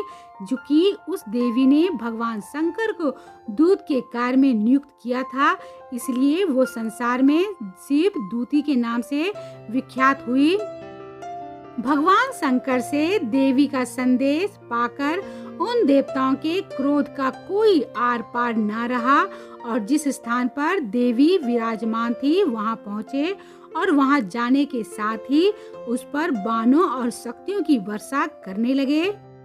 देवी ने उनके फेंके हुए बाणों, शक्तियों, त्रिशूल और फरसों को अपने बाणों से काट डाला और काली देवी उस देवी के साथ आगे खड़ी होकर शत्रुओं को त्रिशूल से विदीर्ण करने लगी और खंडवाक से कुचलने लगी। ब्राह्मणी जिस तरफ दौड़ती थी उसी तरह अपने कमंडल का जल छिड़ककर दैत्यों के वीर और जल को नष्ट कर देती थी और इसी प्रकार महेश्वरी त्रिशूल से, वैष्णवी चक्र से और अत्यधिक गोप वाली कौमारी शक्ति द्वारा असुरों को मार रही थी। ऐन्द्री के बाजू के प्रहार से सैकड़ों दैत्य रक्त की नदियां बहाते हुए पृथ्वी पर सो गए। वाराही ने कितने ही राक्षसों को अपने थूथन द्वारा मृत्यु के घाट उतार दिया। दानों के उग्र भाग से कितने ही राक्षसों की छाती को चीर डाला और चक्र की चोट से कितनों को वो विदर्न करके धरती पे डाल दिया। बड़े बड़े राक्षसों को नारसिंही अपने नखों से विदर करके भक्षण कर रही थी और सिंह नाद से चारों दिशाओं को गूंजाती हुई रणभूमि में विचर रही थी। शिव दूती के प्रचंड अढ़ास से कितने ही दैत्य भयभीत होकर पृथ्वी पर गिर पड़े और उनके गिरते ही वो उनको भक्षण कर गई।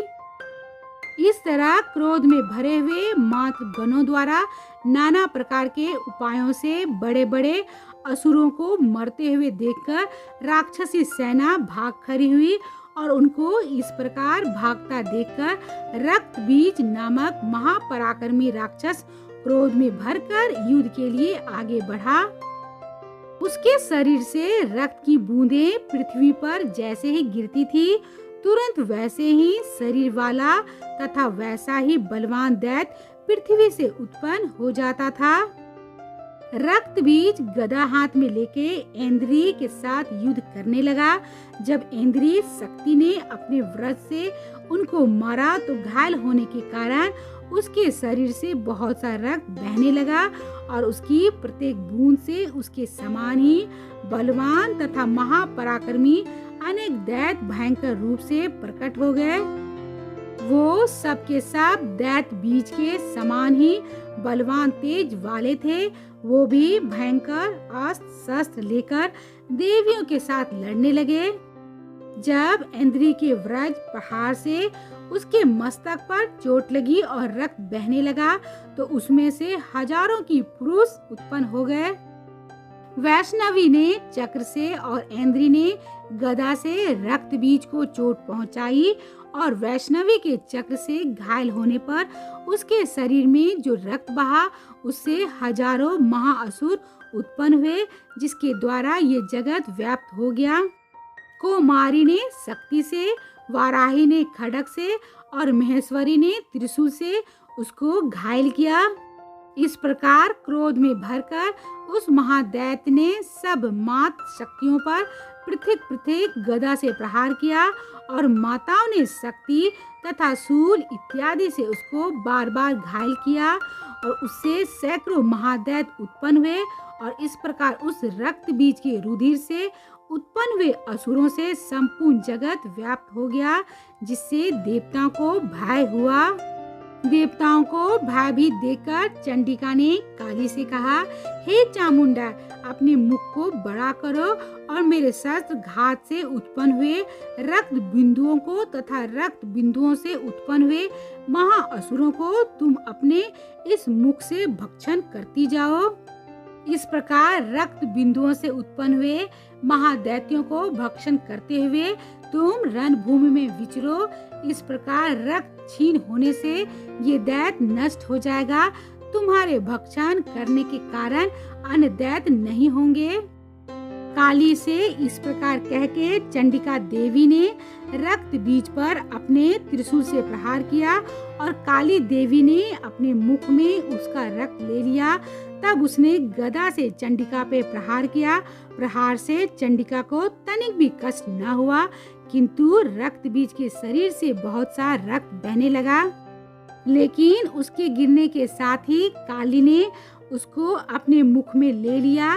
काली के मुख में उस रक्त से जो असुर उत्पन्न हुए उनको उसने भक्षण कर लिया और रक्त को पीती हुई उसके बाद देवी ने रक्त बीज को, जिसका की खून काली ने पिया था, चंडिका ने उस दैत्य को ब्रज, बाण, खड्ग तथा ऋषि इत्यादि से मार डाला। हे राजन, अनेक प्रकार के शस्त्रों से मारा हुआ और खून से वंचित ये महादैत्य रक्त बीज पृथ्वी पे गिर पड़ा। हे राजन, उनके गिरने से देवता अत्यंत प्रसन्न हुए और माताएं उन असुरों का रक्त पीने के पश्चात उदित होकर नृत्य करने लगी। यहाँ पे दुर्गा सप्तशती का 8वां अध्याय समाप्त होता है और 9वें अध्याय में हम पढ़ेंगे निशुंभ वध को। दुर्गा सप्तशती 9वां अध्याय निशुंभ वध। राजा ने कहा, हे ऋषिराज, आपने रक्त बीज के वध से संबंध रखने वाला वृतांत मुझे सुनाया। अब मैं रक्त बीज के मरने के पश्चात क्रोध में भरे हुए शुभ और निशुभ ने जो कर्म किया वो सुनना चाहता हूँ। महर्षि मेधा ने कहा, रक्त बीज के मारे जाने पर शुभ और निशुभ को बड़ा क्रोध आया और अपनी बहुत बड़ी सेना का इस प्रकार सर्वनाश होते देखकर निशुभ देवी पर आक्रमण करने के लिए दौड़ा। उसके साथ बहुत से बड़े बड़े असुर देवी को मारने के लिए दौड़े और महापराक्रमी शुभ अपनी सेना सहित चंडिका को मारने के लिए बढ़ा। फिर शुभ और निशुभ का देवी से घोर युद्ध होने लगा और दोनों असुर इस प्रकार देवी पर बाण फेंकने लगे जैसे मेघों से वर्षा हो रही हो। उन दोनों के चलाए हुए बाणों को देवी ने अपने बाणों से काट डाला और अपने शस्त्रों की वर्षा से उन दोनों दैत्यों को चोट पहुंचाई। निशुभ ने तीक्ष्ण तलवार और चमकती हुई ढाल लेकर देवी के सिंह पर आक्रमण किया। अपने वाहन को चोट पहुंची देखकर देवी ने अपने स्वरूप नामक वाहन से निशुभ की तलवार और ढाल दोनों को ही काट डाला। तलवार और ढाल कट जाने पर निशुभ ने देवी पर शक्ति से प्रहार किया। देवी ने अपने चक्र से उसके 2 टुकड़े कर दिए। फिर क्या था, दैत्य मारे क्रोध के जल भुन गया और उसने देवी को मारने के लिए उसकी ओर शूल फेंका, किंतु देवी ने अपने मुक्के से उसको चूर चूर कर डाला। फिर उसने देवी पर गदा से प्रहार किया। देवी ने त्रिशूल से गदा को भस्म कर डाला। इसके पश्चात वो फरसा हाथ में लेकर देवी की ओर लपका। देवी ने अपने तीखे वाणों से उसे धरती पर सुला दिया। अपने पराक्रमी भाई निशुभ के इस प्रकार से मरने पर शुभ क्रोध में भरकर देवी को मारने के लिए दौड़ा। वो रथ में बैठा हुआ उत्तम आयुधों से सुशोभित अपनी 8 बड़ी बड़ी भुजाओं से सारे आकाश को ढके हुए था। शुभ को आते देखकर देवी ने अपना शंख बजाया और धनुष की डंकोर का भी अत्यधिक दुस्साहस शब्द किया। साथ ही अपने घंटे के शब्द से, जो कि संपूर्ण दैत्य सेना के तेज को नष्ट करने वाला था, संपूर्ण दिशाओं में व्याप्त कर दिया। इसके पश्चात देवी के सिंह ने भी अपने दहाड़ से, जिसे सुन के बड़े बड़े बलवानों का मन चूर चूर हो जाता था, आकाश, पृथ्वी और 10 दिशाओं को पूरित कर दिया। फिर आकाश में उछलकर काली ने अपने दांतों तथा हाथों को पृथ्वी पर पटका। उसके ऐसा करने से ऐसा शब्द हुआ जिससे कि उससे पहले के सारे शब्द शांत हो गए। इसके पश्चात शिव दूती ने असुरों के लिए भय उत्पन्न करने वाला हठास किया, जिसे सुनकर दैत्य थर्रा उठे और शुभ को बड़ा क्रोध हुआ। फिर अंबिका ने उसे कहा, अरे दुष्ट, रुक वहीं रुक, रुक वहीं रुक। कहा तो आकाश से सभी देवता ने कहा, जय हो कि बोल उठ पड़े। शुभ ने वहां आकर ज्वाला से युक्त एक अत्यधिक भयंकर शक्ति छोड़ी, जिसे आते देखकर देवी ने अपनी मुलक्का नामक शक्ति से काट डाला। हे राजन, फिर शुभ के सिंह नाद से तीनों लोग व्याप्त हो गए और उसकी प्रतिध्वनि से ऐसा घोर शब्द हुआ जिसने इससे पहले के सब शब्दों को जीत लिया। शुभ के छोटे बाणों को देवी ने और देवी के छोटे बाणों को शुभ ने अपने बाणों से काट सैकड़ों और हजारों टुकड़ों में परिवर्तित कर दिया। इसके पश्चात जब चंडिका ने क्रोध में भर के शुभ को त्रिशूल से मारा तो वो मूर्छित होकर पृथ्वी पर गिर पड़ा।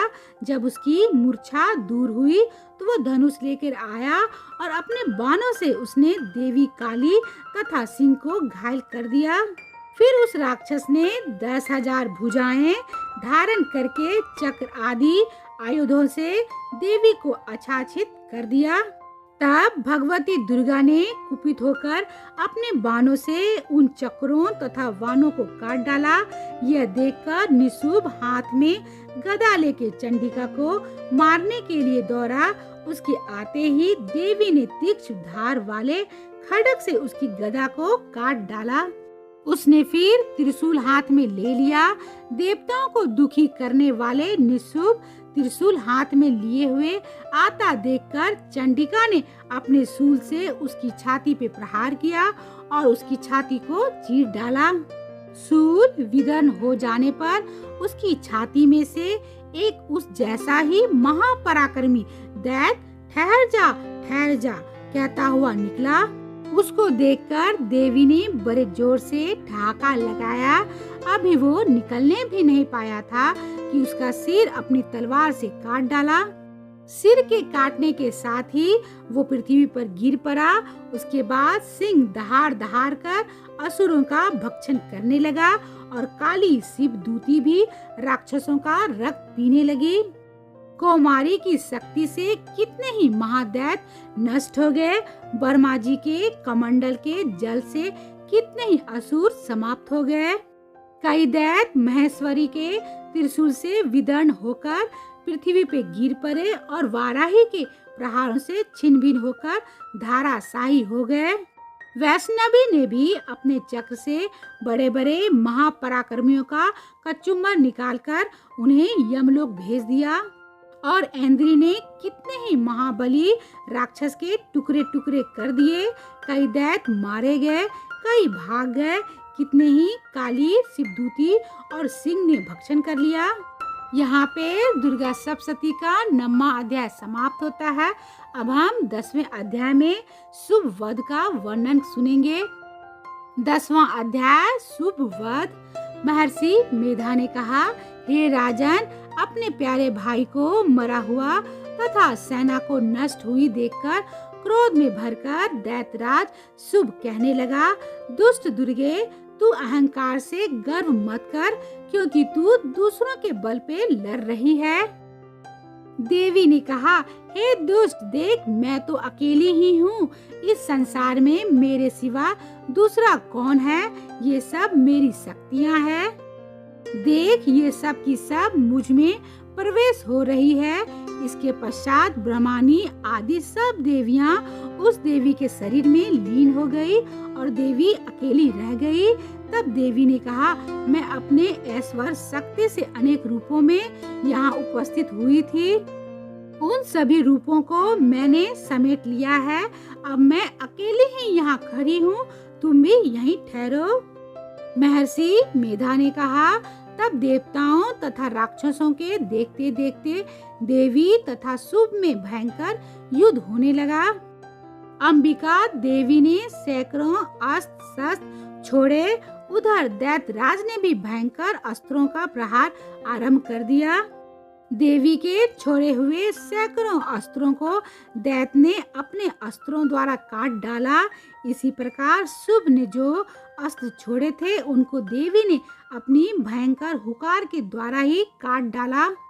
दैत्य ने जब सैकड़ों बाण छोड़कर देवी को ढक दिया तो क्रोध में भरकर देवी ने अपने बाणों से उसका धनुष नष्ट कर डाला।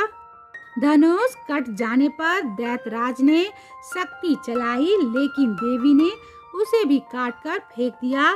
फिर दैत्यराज चमकती हुई ढाल लेकर देवी की ओर दौड़ा, किंतु जब वो देवी के समीप पहुंचा तो देवी ने अपने तीक्ष्ण बाणों से उसकी चमकने वाली ढाल को भी काट डाला। फिर दैत्यराज का घोड़ा मर गया, रथ टूट गया, सारथी मारा गया। तब वो भयंकर मुदर लेकर देवी पर आक्रमण करने के लिए चला, किंतु देवी ने अपने तीक्ष्ण बाणों से उसके मुदर को भी काट डाला। इस पर दैत्य ने क्रोध में भरकर देवी की छाती में बड़े जोर से एक मुक्का मारा। दैत्य ने जब देवी को मुक्का मारा तो देवी ने भी उसकी छाती में जोर से एक मुक्का मारा। मुक्के की मार खाकर पहले तो दैत्य पृथ्वी पर गिर पड़ा, किंतु तुरंत ही वो उठ खड़ा हुआ। फिर वो देवी को पकड़कर आकाश की ओर उछला और वहां जाकर दोनों में युद्ध होने लगा। ये युद्ध ऋषियों और देवताओं को आश्चर्य में डालने वाला था। देवी आकाश में दैत्य के साथ बहुत देर तक युद्ध करती रही।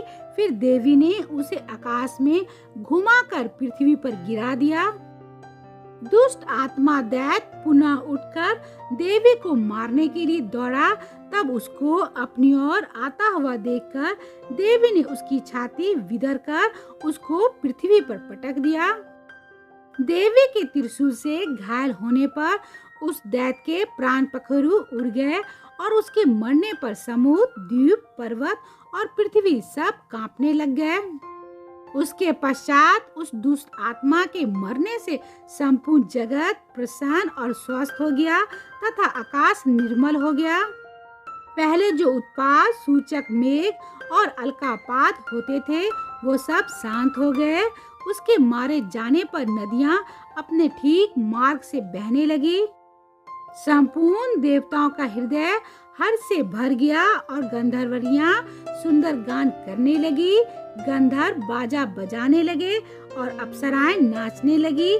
पवित्र वायु बहने लगी। सूर्य की कांति स्वच्छ हो गई। यज्ञशालाओं की बुझी हुई अग्नि अपने आप प्रज्वलित हो उठी तथा चारों दिशाओं में शांति फैल गई।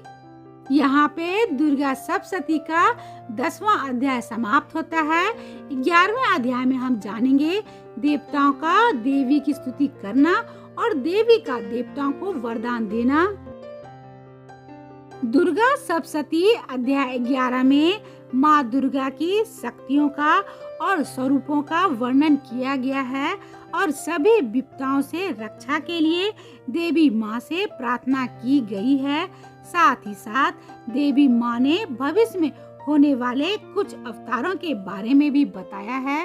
दुर्गा सप्तशती 11वां अध्याय देवताओं का देवी की स्तुति करना और देवी का देवताओं को वरदान देना। महर्षि मेधा कहते हैं, दैत्य के मारे जाने पर इंद्र आदि देवता अग्नि को आगे करके कात्यायनी देवी की स्तुति करने लगे। उस समय अभीष्ट की प्राप्ति के कारण उनके मुख खिले हुए थे। देवताओं ने कहा, हे शरणार्थी के दुख दूर करने वाली देवी, तुम प्रसन्न हो जाओ। हे संपूर्ण जगत की माता, तुम प्रसन्न हो जाओ। बिंदेश्वरी, तुम विश्व की रक्षा करो क्योंकि तुम इस चर और अचर की ईश्वरी हो। हे देवी, संपूर्ण जगत की आधार रूप हो क्योंकि तुम पृथ्वी रूप में भी स्थित हो और अत्यधिक पराक्रम वाली देवी हो। तुम विष्णु की शक्ति हो और विश्व की बीच परम माया हो और तुमने ही इस संपूर्ण जगत को मोहित कर रखा है। तुम्हारे प्रसन्न होने पर ही ये पृथ्वी मोक्ष को प्राप्त होती है। हे देवी, संपूर्ण विद्याएं तुम्हारे ही भिन्न भिन्न स्वरूप है। इस जगत में जितनी भी स्त्रियां हैं वो सब तुम्हारी ही मूर्तियां हैं। एकमात्र तुमने ही इस जगत को व्याप्त कर रखा है। तुम्हारी स्तुति किस प्रकार हो सकती है क्योंकि तुम परम बुद्धि रूप हो और संपूर्ण प्राणी रूप स्वर्ग और मुक्ति देने वाली हो। अतः इसी रूप में तुम्हारी स्तुति की गई है। तुम्हारी स्तुति के लिए इससे बढ़कर और क्या युक्तियां हो सकती है। संपूर्ण जनों के हृदय में बुद्धि रूप होकर निवास करने वाली, स्वर्ग तथा मोक्ष प्रदान करने वाली हे नारायणी देवी, तुमको नमस्कार है। कला काष्ठा आदि रूप से अवस्थाओं को परिवर्तन की ओर ले जाने वाली तथा प्राणियों का अंत करने वाली नारायणी, तुमको नमस्कार है। हे नारायणी, संपूर्ण मंगलों के मंगल रूप वाली, हे शिवे, हे संपूर्ण प्रयोजनों को सिद्ध करने वाली, हे शरणागत वत्सला, 3 नेत्रों वाली गौरी, तुमको नमस्कार है। सृष्टि, स्थिति और संहार की शक्ति भूता सनातनी देवी, गुणों का आधार तथा सर्व सुखमयी नारायणी, तुमको नमस्कार है। शरण में आए हुए शरणागतों, दीन दुखियों की रक्षा में तत्पर, संपूर्ण पीड़ा को हरने वाली हे नारायणी, तुमको नमस्कार है। हे नारायणी, तुम ब्रह्मानी का रूप धारण करके हंसों से जुते हुए वाहन पर बैठती हो तथा कुछ से अभिमंत्रित जल छिड़कती हो, तुम्हें नमस्कार है। महेश्वरी रूप से त्रिशूल, चंद्रमा और सांपों को धारण करने वाली हे महाविषभ वाहन वाली नारायणी, तुम्हें नमस्कार है। मोरों तथा मुकुटों से घिरी रहने वाली महाशक्ति को धारण करने वाली हे कौमरी रूप धारणी निष्पाप नारायणी, तुम्हें नमस्कार है। हे शंख, चक्र, गद, फर, श्रांग, धनुष रूप आयुधों को धारण करने वाली वैष्णवी शक्ति रूपा नारायणी, तुम हम पर प्रसन्न हो जाओ, तुम्हें नमस्कार है। हे दांतों पर पृथ्वी धारण करने वाली वाराहा रूपनी कल्याणमयी नारायणी, तुम्हें नमस्कार है। हे उग्र नरसिंह रूप से दैत्यों को मारने वाली त्रिभुवन की रक्षा में संलग्न रहने वाली नारायणी, तुम्हें नमस्कार है। हे मस्तक पर किरीट और हाथ में महावज्र धारण करने वाली सहस्त्र नेत्रों के कारण उज्जवल वित्रासुर के प्राण हरने वाली ऐन्द्री शक्ति, हे नारायणी, तुम्हें नमस्कार है। हे शिवदूती स्वरूप से दैत्यों के महामंद को नष्ट करने वाली, हे घोर रूप वाली, हे महाशब्द वाली, हे नारायणी, तुम्हें नमस्कार है। दाढ़ों के कारण विकराल मुख वाली, मुंड माला से विभूषित मुंड मर्दनी चामुंडा रूपा नारायणी, तुम्हें नमस्कार है। हे लक्ष्मी, लज्जा, महाविद्या, श्रद्धा, पुष्टि, स्वथा, ध्रुवा, महारात्रि तथा महाविद्या रूपा नारायणी, तुम्हें नमस्कार है। हे मेधा, सरस्वती, सर्वोत्कृष्ट, ऐश्वर्य रूपनी पार्वती, महाकाली, नियंत्रणा तथा ईश्वर रूपनी नारायणी, तुम्हें नमस्कार है। हे सर्व स्वरूप ईश्वरी, सर्व शक्ति युक्त देवी, हमारी भय से रक्षा करो, तुम्हें नमस्कार है।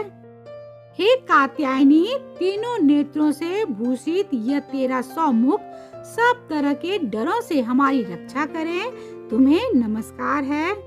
हे भद्रकाली, ज्वालाओं के समान भयंकर, अति उग्र एवं संपूर्ण असुरों को नष्ट करने वाला तुम्हारा त्रिशूल हमें भाइयों से बचाए, तुमको नमस्कार है।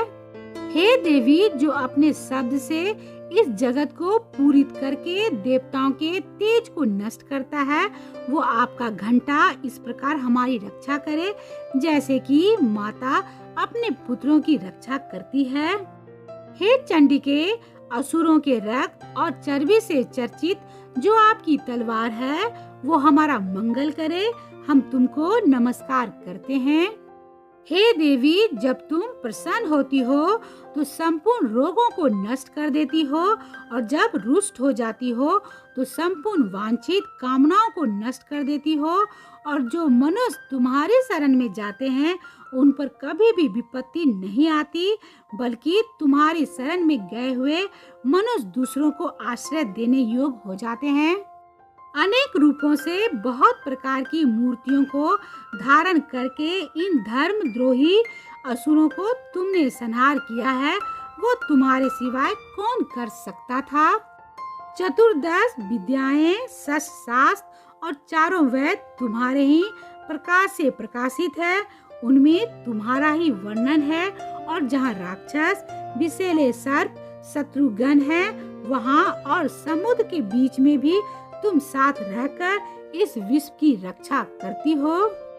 हे विश्वेश्वरी, तुम विश्व का पालन करने वाली विश्व रूपा हो, इसलिए संपूर्ण जगत को धारण करती हो, इसलिए ब्रह्मा, विष्णु, महेश की भी वंदनीय हो। जो भक्ति पूर्वक तुमको नमस्कार करते हैं वो विश्व को आश्रय देने वाले बन जाते हैं।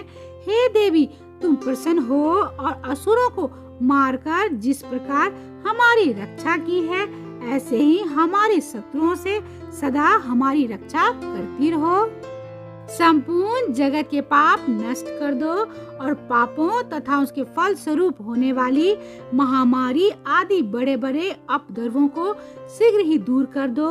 विश्व की पीड़ा को हरने वाली देवी, शरण में पड़े हुए पर प्रसन्न हो जाओ। त्रिलोक निवासियों की पूजनीय परमेश्वरी, हम लोगों को वरदान दो। देवी ने कहा, हे देवताओं, मैं तुमको वर देने को तैयार हूँ। आपकी जैसी इच्छा हो वैसा वर मांग लो, मैं तुमको दूंगी। देवताओं ने कहा, हे सर्वेश्वरी, त्रिलोकी के निवासियों की समस्त पीड़ाओं को तुम इसी प्रकार हरती रहो और हमारे शत्रुओं को इसी प्रकार नष्ट करती रहो। देवी ने कहा, वैवस्वत मनवंतर के 28वें युग में 2 और महाअसुर शुभ और निशुभ उत्पन्न होंगे। उस समय मैं नंद गोप के घर से यशोदा के गर्भ से उत्पन्न होकर विंध्याचल पर्वत पर शुभ और निशुभ का संहार करूंगी। फिर अत्यधिक भयंकर रूप से पृथ्वी पे अवतरण होकर मैं विपचित नामक दानवों का नाश करूंगी। उन भयंकर महाअसुरों को भक्षण करते समय मेरे दांत अनार पुष्प के समान लाल रहेंगे। इसके पश्चात स्वर्ग में देवता और पृथ्वी पर मनुष्य मेरी स्तुति करते हुए मुझे रक्तदातनी कहेंगे। फिर जब 100 वर्षों तक वर्षा न होगी तो मैं ऋषियों की स्तुति करने पे आयोजित नाम से प्रकट होंगी और अपने 100 नेत्रों से ऋषियों की ओर देखूंगी। अतः मनुष्य छताछीत नाम से मेरा कीर्तन करेंगे। उसी समय मैं अपने शरीर से उत्पन्न हुई प्राणों की रक्षा करने वालों शाकों तथा सब प्राणियों का पालन करूंगी और तब इस पृथ्वी पर शंखभरी के नाम से विख्यात होंगी और इसी अवतार में मैं दुर्ग नामक महाअसुर का वध करूंगी और इससे मैं माँ दुर्गा देवी नाम से प्रसिद्ध होंगी। इसके पश्चात जब मैं भयानक रूप धारण करके हिमालय निवासी ऋषियों महर्षियों की रक्षा करूंगी, तब भीमा देवी के नाम से मेरी ख्याति होगी। और फिर जब अरुण नामक असुर तीनों लोगों को पीड़ित करेगा, तब मैं असंख्य ब्राह्मणों का रूप धारण करके उस महादैत्य का वध करूंगी। तब स्वर्ग में देवता और मृत्यु लोक में मनुष्य मेरी स्तुति करते हुए मुझे भ्रामरी नाम से पुकारेंगे। इस प्रकार जब जब पृथ्वी राक्षसों से पीड़ित होगी, तब तब मैं अवतरित होकर शत्रुओं का नाश करूंगी। यहाँ पे दुर्गा सप्तशती का 11वां अध्याय समाप्त होता है। आने वाले 12वें अध्याय में हम सुनेंगे देवी के चरित्रों का पाठ का महत्व। दुर्गा सप्तशती के इस 12वें अध्याय में खुद देवी ने देवताओं को देवी महात्म्य तथा सप्तशती पढ़ने और सुनने के लाभ के बारे में बताया है। इस अध्याय में ये बताया गया है कि कैसे सप्तशती के पाठ से भक्त की संकटों और विपत्तियों से रक्षा होती है, बाधाएं दूर होती है और भय रोग आदि से भी मुक्ति मिलती है। साथ ही साथ ये भी विस्तार से दिया गया है कि कैसे देवी चरित का स्मरण भक्त की स्थान स्थान पे रक्षा करता है, जैसे कि सुनसान मार्ग में शत्रुओं से घिर जाने पर। ओम ह्रीं ह्रीं क्लीं चामुंडाय विरचे नमः। दुर्गा सप्तशती का 12वां अध्याय देवी के चरित्रों के पाठ का महात्म्य। देवी बोली, हे देवताओं, जो पुरुष इन अध्यायों द्वारा एकाग्रचित होकर मेरी स्तुति करेगा, उसके संपूर्ण कष्टों को निसंदेह हर लूंगी। मधुकेटभ के नाश, महिषासुर के वध और शुभ और निशुभ के वध की जो मनुष्य कथा कहेंगे, मेरे महात्म्य को अष्टमी, चतुर्दशी व नवमी के दिन एकाग्रचित से भक्ति पूर्वक सुनेंगे, उनको कभी कोई पाप ना रहेगा। पाप से उत्पन्न हुई विपत्ति भी उनको ना सताएगी। उनके घर में दरिद्रता ना होगी और न ही उनको अपने प्रियजनों का विच्छोह होगा। उनको किसी प्रकार का भय ना होगा। इसलिए प्रत्येक मनुष्य को भक्ति पूर्वक मेरे इस कल्याणकारक महात्म्य को सदा पढ़ना और सुनना चाहिए। मेरा ये महात्म्य महामारी से उत्पन्न हुई संपूर्ण उपद्रवों को एवं 3 प्रकार के उत्पादों को शांत कर देता है। जिस घर व मंदिर में या जिस स्थान पर मेरा ये अध्याय विधि पूर्वक पढ़ा जाता है, उस स्थान का मैं कभी भी त्याग नहीं करती और वहाँ सदा ही मेरा निवास रहता है। बलिदान, पूजा, होम तथा महोत्सवों में मेरा ये चरित्र उच्चारण करना तथा सुनना चाहिए। ऐसा हवन या पूजन मनुष्य जानकर या बिना जाने करे, मैं उसे तुरंत ग्रहण कर लेती हूँ। और शरद काल में प्रत्येक वर्ष जो महापूजा की जाती है, उनमें मनुष्य भक्ति पूर्वक मेरा ये महात्म्य सुनकर सब विपत्तियों से छूट जाता है और धन, धान तथा पुत्र आदि से संपन्न हो जाता है। और मेरे इस महात्म्य को और कथाओं इत्यादि को सुनकर मनुष्य निर्भय हो जाता है और महात्म्य के श्रवण करने वालों के शत्रु नष्ट हो जाते हैं तथा कल्याण की प्राप्ति होती है और उनका कुल आनंदित हो जाता है। सब कष्ट शांत हो जाते हैं तथा भयंकर स्वप्न दिखाई देना तथा घरेलू दुख इत्यादि सब मिट जाते हैं। बाल ग्रहों में ग्रसित बालकों के लिए ये मेरा महात्म्य परम शांति देने वाला है। मनुष्यों में फूट पड़ने पर ये भली भांति मित्रता करवाने वाला है। मेरा ये महात्म्य मनुष्यों को मेरी जैसी सामर्थ्य की प्राप्ति करवाने वाला है। पशु, पुष्प, अर्घ, धूप, गंध, दीपक इत्यादि सामग्रियों द्वारा पूजन करने से, ब्राह्मण को भोजन करा के हवन करके, प्रतिदिन अभिषेक करके, नाना प्रकार के भोगों को अर्पण करके और प्रत्येक वर्ष दान इत्यादि करके जो मेरी आराधना की जाती है और उससे मैं जैसे प्रसन्न हो जाती हूँ, वैसे प्रसन्न मैं इस चरित्र के सुनने से हो जाती हूँ। ये महात्म्य श्रवण करने पर पापों को हर लेता है तथा आरोग्य प्रदान करता है। मेरे प्रादुर्भाव का कीर्तन दुष्ट मनुष्यों से रक्षा करने वाला है, युद्ध में दुष्ट दैत्यों का संहार करने वाला है। इसके सुनने से मनुष्य को शत्रुओं का भय नहीं रहता। हे देवताओं, तुमने जो मेरी स्तुति की है अथवा ब्रह्मा जी ने जो मेरी स्तुति की है, वो मनुष्यों को कल्याणमयी बुद्धि प्रदान करने वाली है। वन में, सुनसान मार्ग में अथवा दवा नल से घिर जाने पर, वन में चोरों से घिरा हुआ या शत्रुओं द्वारा पकड़ा हुआ, जंगल में सिंहों से, बाघों से या जंगली हाथियों द्वारा पीछा किया हुआ, राजा के क्रोध हो जाने पर, मारे जाने के भय से, समुद्र में नाव के डगमगाने पर, भयंकर युद्ध में फंसा होने पर, किसी भी प्रकार की पीड़ा से पीड़ित, घोर विपदाओं से दुखी हुआ मनुष्य मेरे इस चरित्र को स्मरण करने से संकट से मुक्त हो जाता है।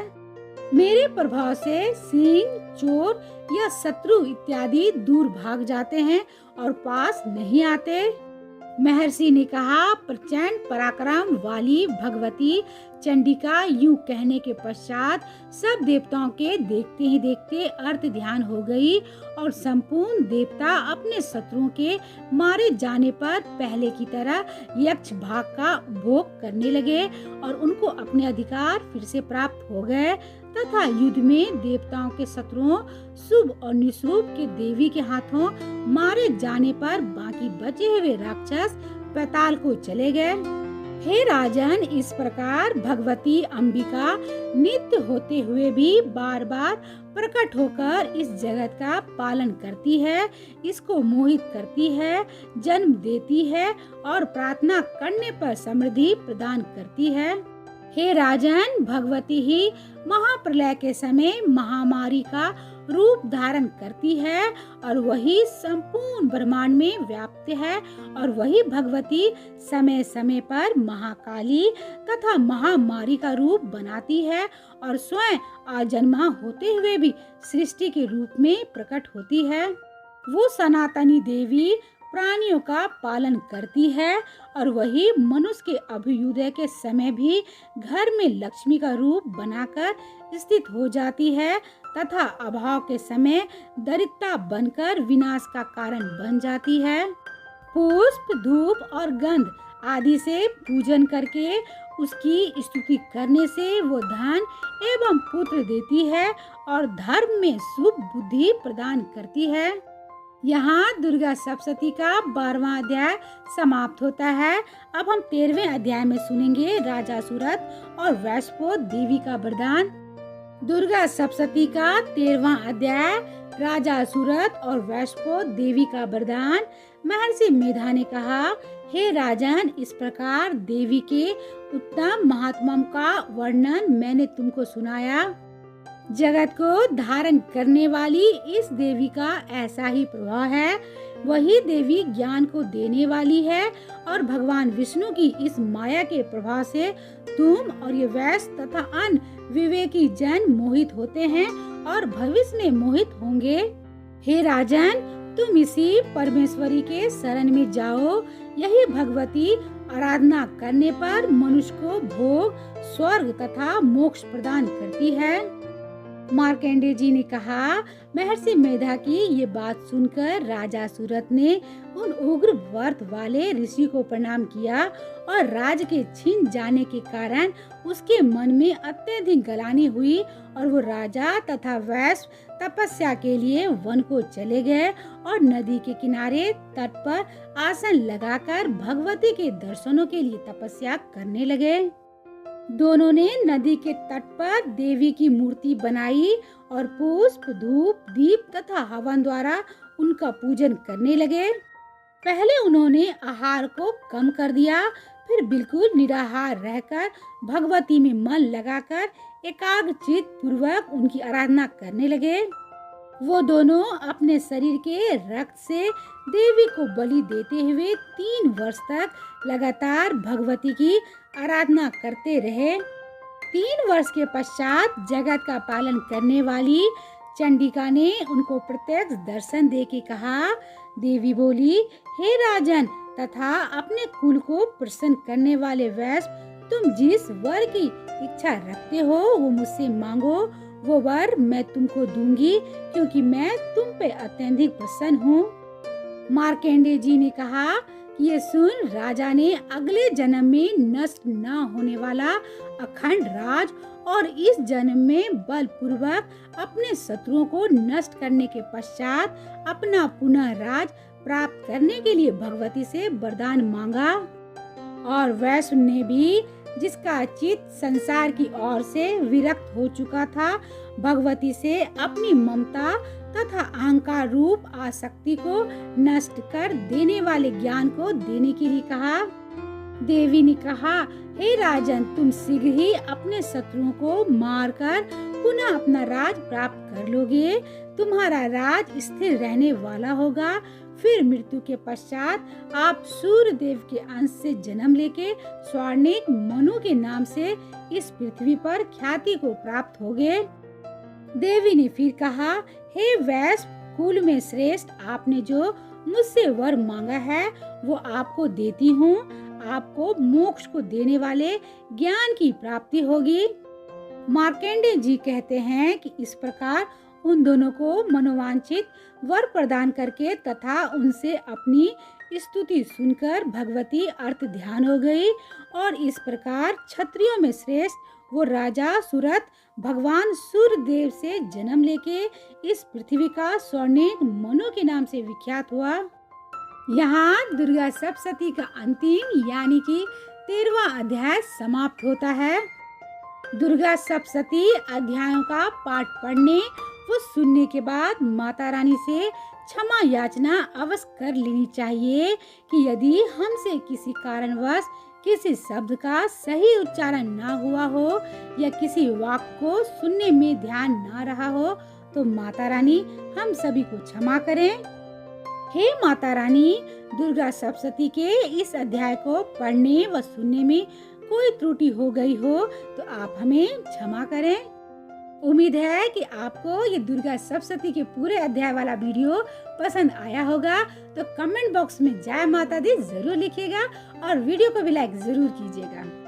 तो अभी के लिए बस इतना ही, मिलते हैं मधुरम के अगले वीडियो में। तब तक आप अपना और अपनों का ख्याल रखिएगा। जय माता दी।